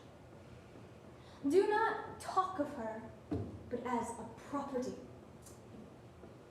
And now, Octavius, listen, great things. Brutus and Cassius are levying powers. We must straight make head. Therefore, let our alliance be combined. Our best friends made, our means stretched. Let us presently go sit forth in council, how covert matters may best be disclosed, and open perils surest answered. Let us do so, for we are at the stake and bait about with many enemies. And some that smile have in their hearts, I fear, millions of mischiefs.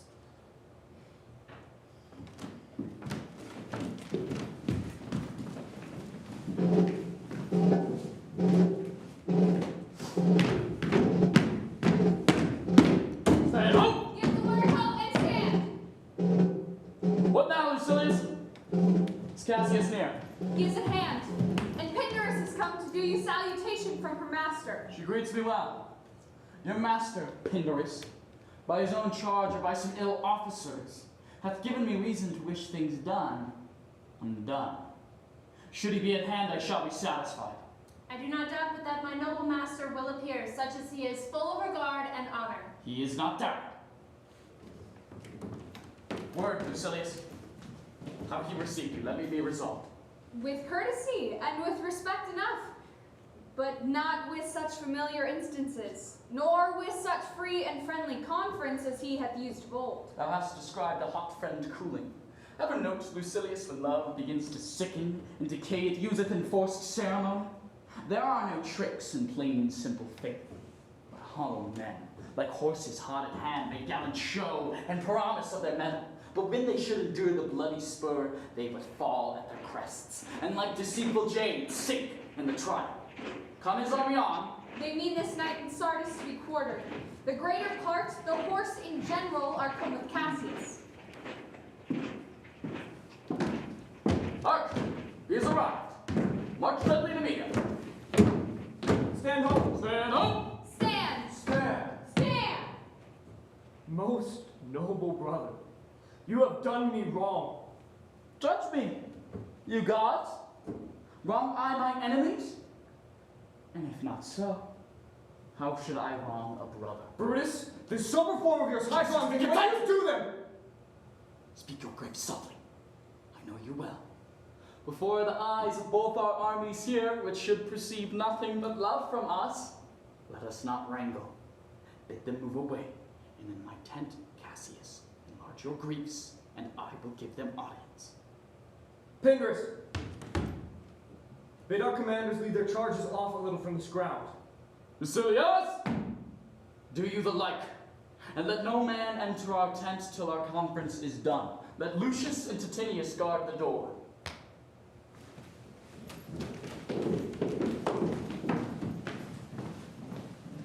That you have wronged me doth appear in this. You have condemned and noted Lucius Pella for taking bribes here of the Sardians, where in my letters, praying on his side because I knew the man was cited off. You wronged yourself to write in such a case. In such a time as this, it is not meet that every nice offense should bear his comment. Let me tell you, Cassius, you yourself are much condemned to have an itching palm, to sell and march your offices for gold to undeservers. I, an itching palm.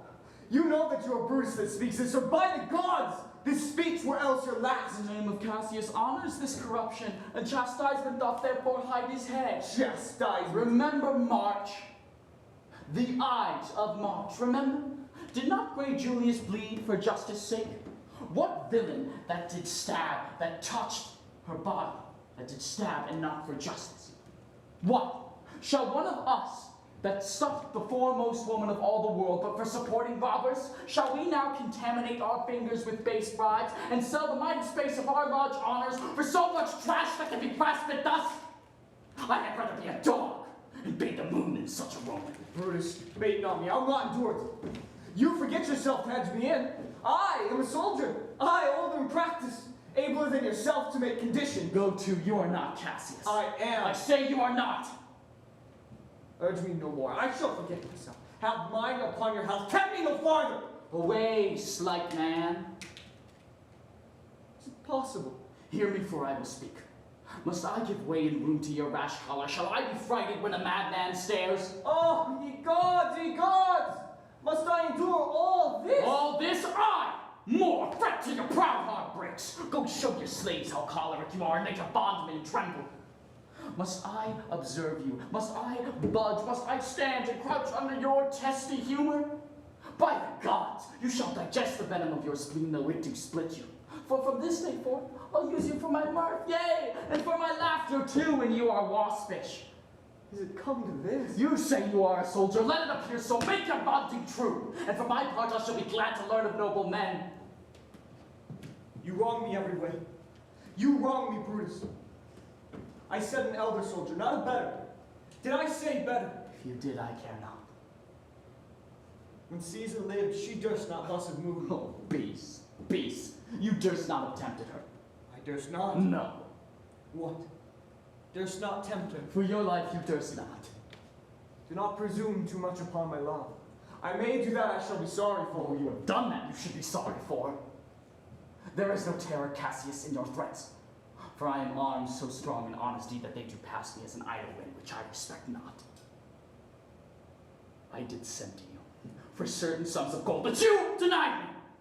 For I could raise no money by vile means. I had rather coin my heart and drop my blood for Bracken than to wring from the hard hands of peasants their vile trash by any indirection. I sent to you for gold to pay my allegiance, which you denied me. Was that done like Cassius? Should I have answered Caius Cassius so when Marcus Brutus grows so covetous to lock such rascal counters from his friends? Be ready, gods, with all your thunderbolts and dash him to pieces! I denied you. You not. did! I did not! He was but a fool that brought my answer back. Brutus hath rigged my heart. A friend should bear his friend's infirmities, but Brutus makes mine greater than they are. I do, till you practice them on me. You love me not. I do not like your faults. A friendly eye could never see such faults. A flatterers would not, though they do appear as huge as high Olympus. Come. Antony and young Octavius, come! Revenge yourselves all over Cassius! Cassius is weary of the world. Hated by what he loves, braved by his brother, checked like a bondman. All his faults observed, set in a notebook, learned, and conned by ropes cast into my teeth. Oh! I could weep my spirit from mine eyes. There is my dagger, and here my naked breast, within a heart dearer than Pluto's mine, richer than gold. if that thou beest Roman, take it forth. I, that denied thee gold, will give my heart. Strike, as thou didst at Caesar. For I know, when thou didst hate her worse, thou loved her better than ever thou loved Cassius.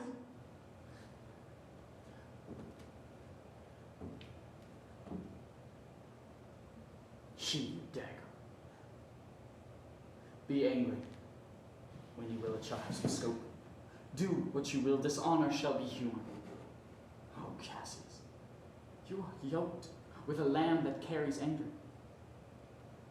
As flint bears fire, who much it forced shows a hasty spark. Straight called again. Hath Cassius lived, to be but mirth and laughter to his Brutus, when grief and blood ill-tempered vexeth him? I spoke that I was ill-tempered too. Do you confess so much? Give me your hand. And my heart too. Oh, Brutus, What's the matter? have not you love enough to bear with me when that rash humor which my mother gave me makes me forgetful? Yes, Cassius. And from henceforth, when you are over-earnest with your Brutus, you'll think your mother chides you on and leave you. Lucilius! Platinius! Bid the commanders prepare to lodge their companies tonight. And come yourselves, and bring the solo with you immediately to us. Lucius!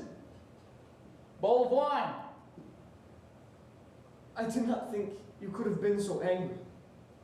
Oh, Cassius, I'm sick and grievous. Of your philosophy you make no use if you give place to accidental evils. All men bear sorrow better. Portia is dead. Huh? Portia? She is dead. How escaped I killing when I crossed you so? Oh, insupportable and touching loss, upon what sickness? Patient in my absence. In grief that young Octavius and Mark Antony have made themselves so strong. With this she felt distracted. And her attendants being absent, swallowed fire. And died so. Even so. Oh! Ye immortal God! No more. Lucius, give me a bowl of wine. In this, I bury all unkindness, Cassius. My heart is thirsty for that noble pledge. Fill, Lucius, to the wine or swallow the cup. My heart cannot drink too much of Brutus' love. Welcome, Messala. Come in, Titinius. Sit me about the taper and call in question our necessities. Portia, art thou gone? Speak no more, I pray you. Messala, I have here received letters that young Octavius and Mark Antony come down upon us with a mighty force, bending their expedition toward Philippi. Myself have letters of the selfsame tenor, With what addition? that by proscription and bills of outlawry, Octavius, Antony, and Lepidus have put to death 100 senators. Therein our letters do not well agree, for mine speak of 70 senators that have died by their prescriptions. Cicero being one. Cicero won. Cicero is dead, and by that order of the prescription. Have you your letters from your wife, my lord? No, Messala. Nor nothing in your letters writ of her? Nothing, Messala. That methinks is strange. I ask you, you aught of her in yours? No, my lord. Now, as you are a Roman, tell me true. Then like a Roman, bear the truth I tell. For certain she is dead, and by strange manner. Farewell, Portia. We must die, Messala. And with meditating that she must die once, we have the patience to endure it now. Even so great men, great losses should endure. I have as much of this in art as you, but yet my nature could not bear it so. Well, to our work alive, what do you think of marching toward Philippi presently? I do not think it good. Your reason? This it is. 'Tis better that the enemy seek us. So shall he waste his means, weary his soldiers doing himself offense, whilst we lying still are full of rest, defense, and nimbleness. Good reason must give room to better. The people twixt Philippi and this ground do stand in forced affection. The enemy, they have grudged us contribution up. The enemy marching along by them shall have a fuller number up, come honest, refreshed, new added, and encouraged. From this advantage shall we cut them off, if we face them at Philippi, these people at our back. Hear me, good brother. Under your pardon, you must note beside, we have tried the utmost of our friends. Our legions are brim full, our cause is right. The enemy increaseth every day. We are at the height, ready to decline. There is a tide in the affairs of men, which taken at the flood leads on to fortunes. Amid it all the voyages of their life is bound in shallows and in misery. On such a full sea are we now afloat, and we must take the current as it serves or lose our ventures. Then with your will go on. We'll along ourselves and meet them at Philippi. I just crept upon our talk. And nature must obey necessity. If we will placate with a little rest, there is no more to say. No more. Good night. Early tomorrow will we rise and hence. Lucius, give me my gown. Farewell, Messala. Good night, Titinius. Noble Cassius. Good night and good repose. Oh, my dear brother, this was an ill beginning of the night. Never come such division between our souls. Had it not, Brutus? Everything is well. Good night, my lord. Good night, my brother. Good night, Lord Brutus. Good night, everyone. Lucius, give me my gown. Where is the instrument? Here in the tent. What, thou speakest drowsily? Poor knave, I blame thee not. Thou art o'erwatched.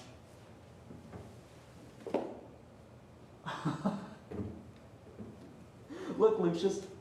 Here's the book I sought for, so I put it in the pocket of my gown. I am sure your lordship did not give it me. Oh, bear with me, boy. I am much forgetful. Canst thou hold thy eyes open a strain or two and touch thy instrument a strain or two? Aye, my lord, and please you. It does. I trouble thee too much, but thou art willing. It is my duty, sir. I should not urge thy duty past thy might. I know young blood do look for time of rest. I have slept my lord already. So it is. You shall sleep again.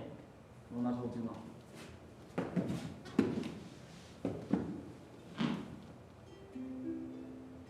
I do live. I will be good to thee.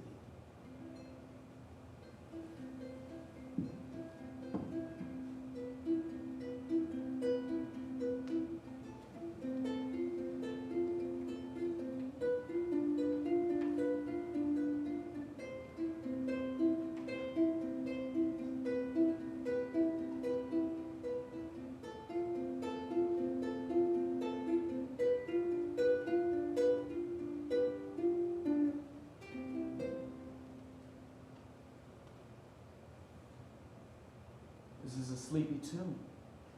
Oh, murderous slumber, layest thou thy leaden mace upon my boy, that plays me music? Gentle man, good night. I shall not do thee so much wrong as to wake. Good night, boy. Let me see. Did I not leave down the page where I left for you? Ah. Here it is, I think.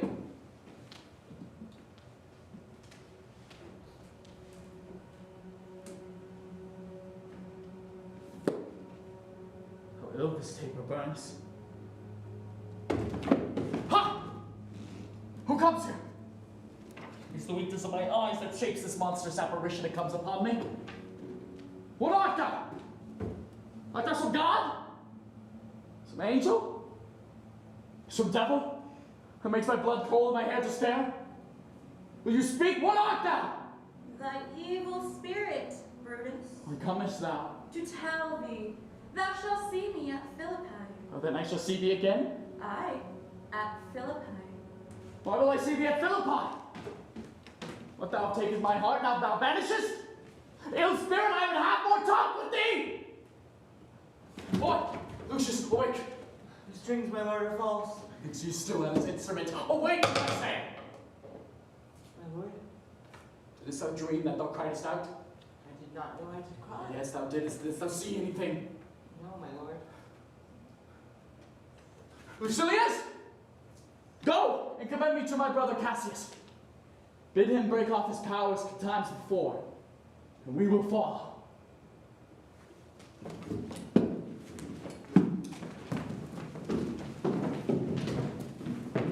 Now, Antony, our hopes are answered. You said the enemy would not come down, but keep to the hills and upper regions. It proves not so. The battles are at hand. They need to warn us at Philippi here, answering before we do demand of them. Tut. I am in their bosoms and know wherefore they do it. They could be content to visit other places and come down with fearful bravery, thinking by this space to fasten in their thoughts that they have courage. But 'tis not so. Prepare you, generals. The enemy comes on in gallant show with something to be done immediately. Octavius, lead your battle softly on upon the left hand of the even field. Upon the right hand I keep thou the left. Why do you cross me in this accident? I do not cross you, but I will do so. Please stand. We'll have the floor left. Stand fast, Attius. We must out and talk. Mark Antony, shall we give sign of battle? No, Caesar, we will answer on their charge. Make forth! The generals will have some words. Stir not until the signal. Words before blows. Is it so, countrymen? Not that we love words better as you do. Good words are better than bad strokes, Octavius. In your bad strokes, Brutus, you give good words. Witness the hole you made in Caesar's heart, crying, long live, hail Caesar. Antony, the postures of your blows are yet unknown, but for your words, they rob the Hippolytes and leave them honeyless. Not stingless, too. Oh, and soundless too, for you have stolen their buzzing, Antony, and very wisely threat before you sting. Villains! You did not so when you hacked one another in the sides of Caesar. You showed your teeth like apes, fawned like hounds, bowed like Barnum, kissing Caesar's feet. Well, damn it, Casca, like a cur behind struck Caesar on the neck. Oh, you flatterers! Flatterers! Now, Brutus, thank yourself. This tongue had not offended so today if Cassius might have ruled. Come. The cause. If argue would make us sweat, the proof of it will turn to red drops. Look, I draw my sword against conspirators. When think you that the sword goes up again? Never, till Caesar's 33 wounds be well avenged, or till another Caesar have added slaughter to the sword of traitors.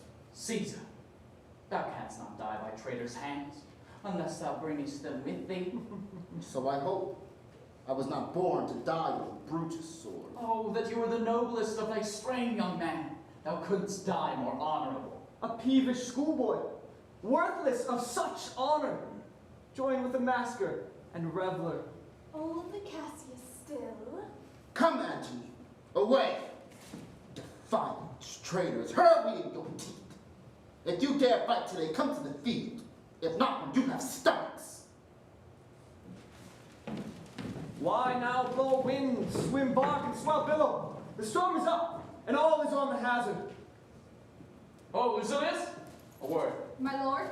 Assault. What says my general? Sorrow. This is my birthday, as this very day was Cassius born. Give me thy hand, Assault. Be thou my witness, that against my will, as Pompey was, am I compelled to set upon one battle all our liberties. You know that I held Epicurus strong, and his opinion. Now I changed my mind. I partly credit things that do presage. Coming from Sardis, on our former ensign, 2 mighty eagles fell. There they perched, gorging, feeding from our soldiers' hands. Would have Philippi here consorted with. This morning I fled away, gone. And in their steeds do ravens, crows, and kites fly o'er our heads and downward look on us, as we would sickly prey. Their shadows are a canopy most fatal, under which our army lies, ready to give up the gulls. Believe not so. I but believe Parley.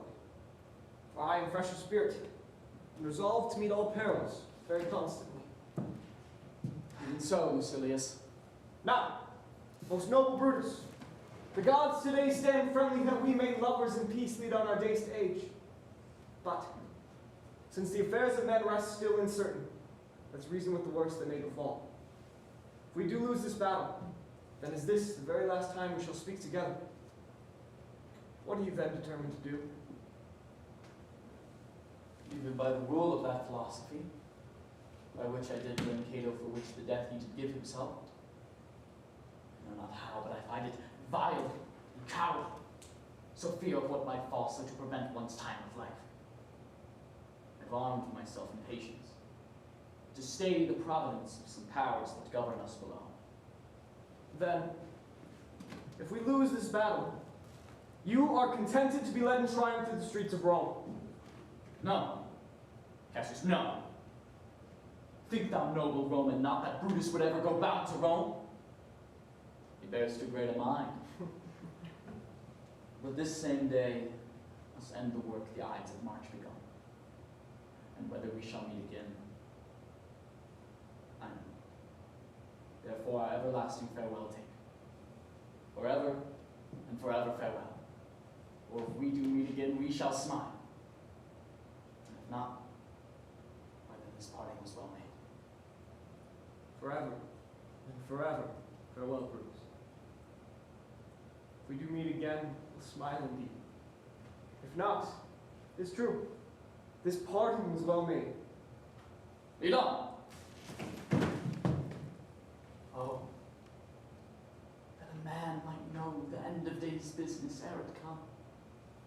But it suffice. The day will end, and the end is known. Come home! Away!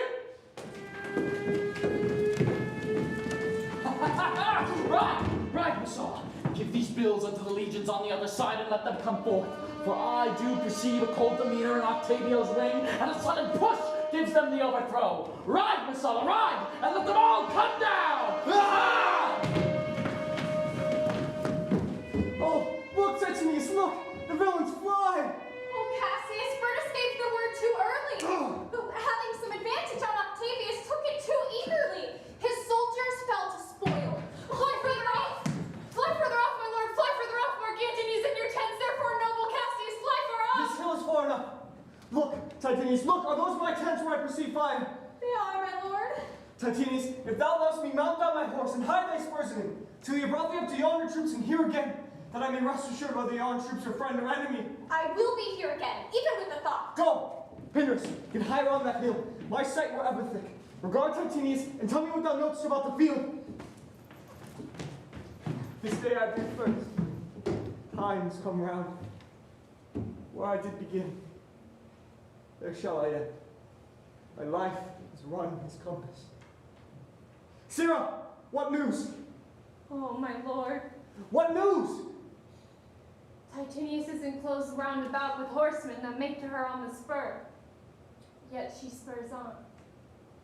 Now they're almost on her. Now, Titinius! Now some light. Oh, she lights too. She's tame. And hard they shout for joy. Come down. Behold no more. Oh!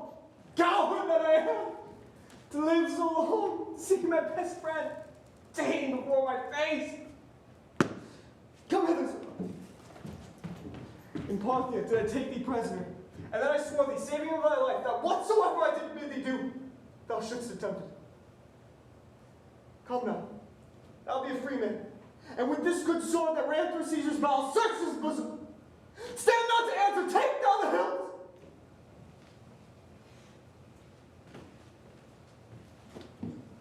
When my face is covered, as 'tis now, guide thou the sword.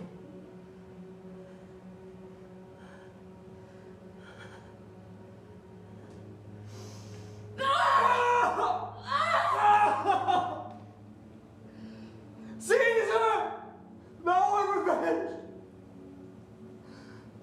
Even even with the sword that killed thee.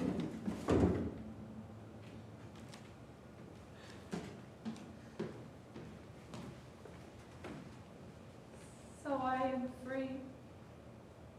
Yet would not so have been, durst I have done my will. Oh, Cassius! Far from this country, Pindarus shall run where never Roman shall take note of her.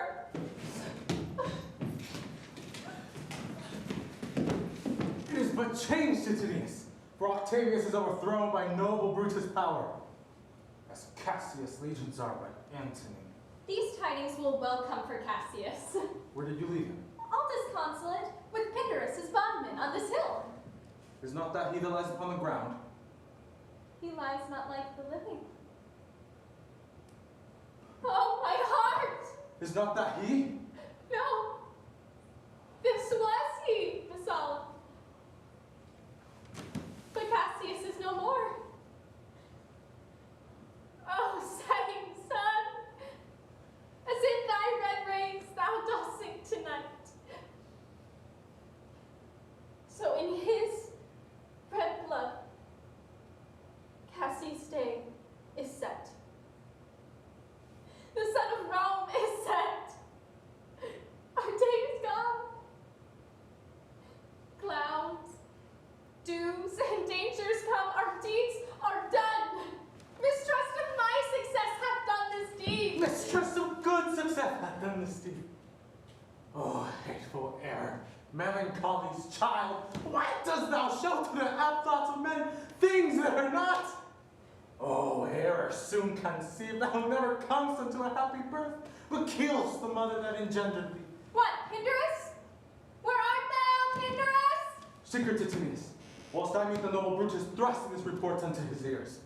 I may say thrusting, for piercing steel and darts and venom shall be as welcome to the ears of Brutus as tidings from this sight. Hide you, Messala, and I will seek for Pindarus the while. Why didst thou send me forth, brave Cassius? Did I not meet thy friends? And did not they put on my brow this wreath of victory and bid me give it thee? Didst thou not hear their shouts? Alas, thou hast misconstrued everything. But hoping, take this crown. On thy brow thy Brutus bid me give it thee, and I will do his bidding.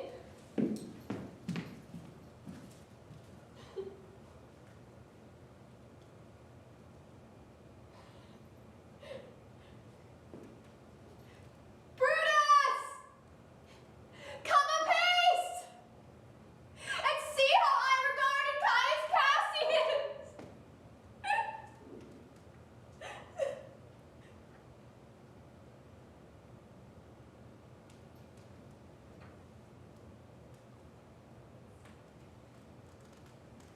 By your leave, gods, this is a Roman's part.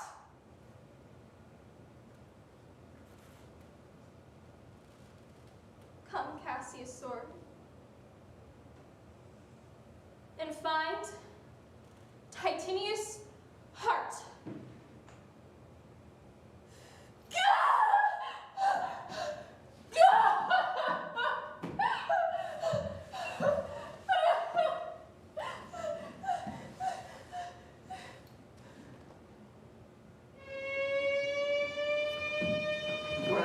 Where Messala, where doth his body lie? Go yonder, and Titinius mourning it. Titinius faces upward. She is slain. Oh, Julius Caesar! Thou art mighty yet. Thy spirit walks abroad and turns our swords on our own proper entrails. Brave Titinius. Are yet Look, two, where she have not crowned the dead Cassius. are yet two Romans living such as thee? Fare thee well, the last of all the Romans. It is impossible Rome should ever breed that fellow. Friends, I owe more tears to this man than you shall see me pay. He shall find time, Cassius. I shall find time. Send his body to Tarsus. We shall not have his funeral in our camp, lest it disturb us. And come, Lucilius, and come, young Cato, let us to the field.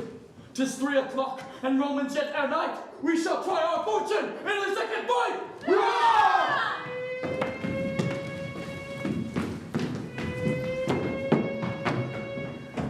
Young countrymen! Oh yeah, hold up your heads! Hurrah! What bastard doth not? Who will go with me?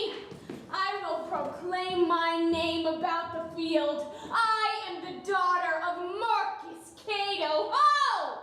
A foe to tyrants and my country's friend.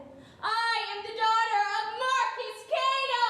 Oh! And I am Brutus. Marcus Brutus, I, my country's friend. Know me for Brutus!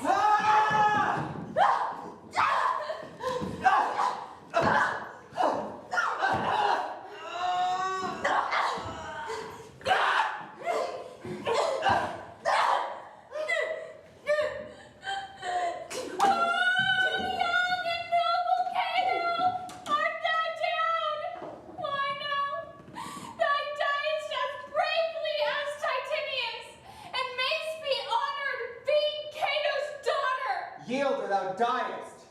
Only I yield to die. There is so much that thou wilt kill me straight.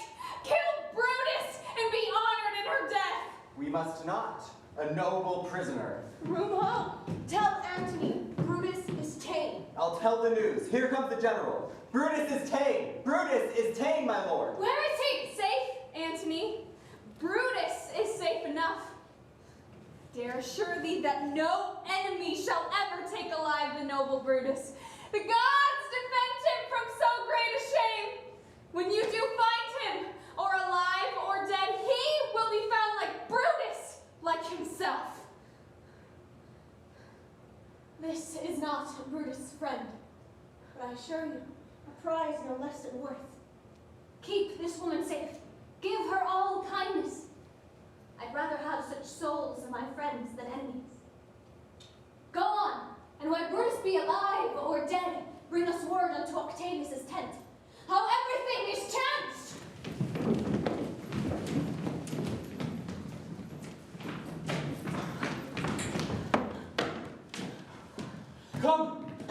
Come, poor remains of friends, and let us rest upon this rock. Statilius showed the torchlight, but my lord, he came not back. He is or ta'en or slain. Sit thee down, Titus. Slain is the word. It is a deed and passion. Hark thee, Titus. What, I, my lord? No, not for all the world. Peace then no words. I'll rather kill myself. Hark thee, Dardinius. Shall I do such a deed? Oh, Dardinius, Clitus, what ill request did Brutus make to thee? to kill him, Clitus. Look, he meditates. Now is that noble vessel full of grief that it runs over even at his eyes. What's the word, Volumnius? What says my lord? Why this, Volumnius? The ghost of Caesar hath appeared to me several times by night. Once at Sardis, and this last night here in Philippi fields. I know my hour is come. Not so, my Nay, lord. I'm sure it is. Volumnius, thou seest the war. The way it is, our enemies have beat us to the pit. It is more worthy to leap in ourselves than tarry till they push us. Volumnius, thou knowest we must go together. For that love of old, hold thou my sword hilt whilst I run on it. That's not an office for a friend, my lord. Fly, fly, my lord, there is no tarrying here. Farewell to you. And you, Volumnius. Straddle, thou hast almost while been asleep. Farewell to thee. Straddle. Countrymen, my heart of joy, that yet in all my life I found no man but he that was true to me. I shall have glory in this losing day more than Octavius and Mark Antony and their vile conquest shall attain unto. Goodbye, my friend. Brutus' tongue hath ended his life's long history. Night hangs upon my eyes. My bones would rest. I have but labored to attain this hour. Fly! Fly, my lord, fly! Hence I will follow. Finish that.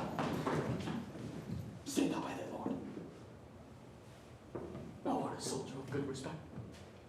Thy life had a snatch of honor in it. I pray thee, hold thou my sword hilt and turn thy face away whilst I run on.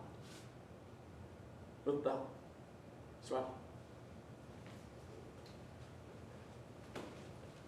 Give me your hand first.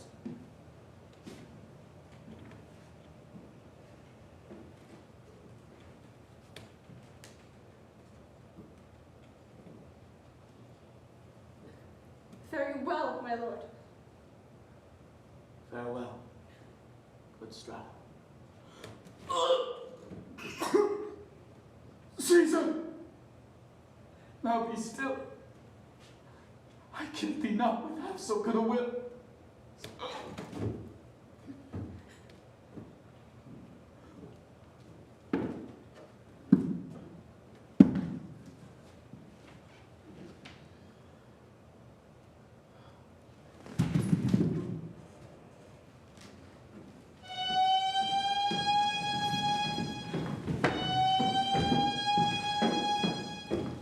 What man is that?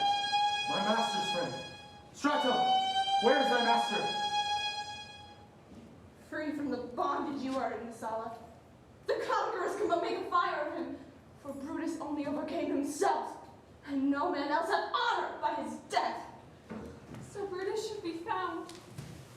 I thank thee, Brutus, that thou hast proved Lucilia's saying true.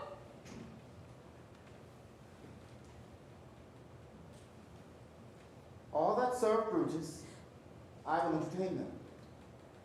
Soldier, wilt thou bestow thy time with me? I, if Messala will prefer me to you. Do so, good Messala. How died my master, Strato? I held the sword, and he did run on it. Octavius, and take her to follow thee, that did the latest service to my master. This was the noblest Roman of them all. All the conspirators, save only he did that they did in envy of great Caesar. He, only in a general honest thought and common good to all, made one of them. His life was gentle, and the elements so mixed in him that nature might stand up and say to all the world, this was a man. According to his virtue, let us use him with all respect and rights of bearing. Within my tent his bones tonight shall lie, most like a soldier ordered honorably. So call the field to rest, and let us away, to part the glories of this happy day.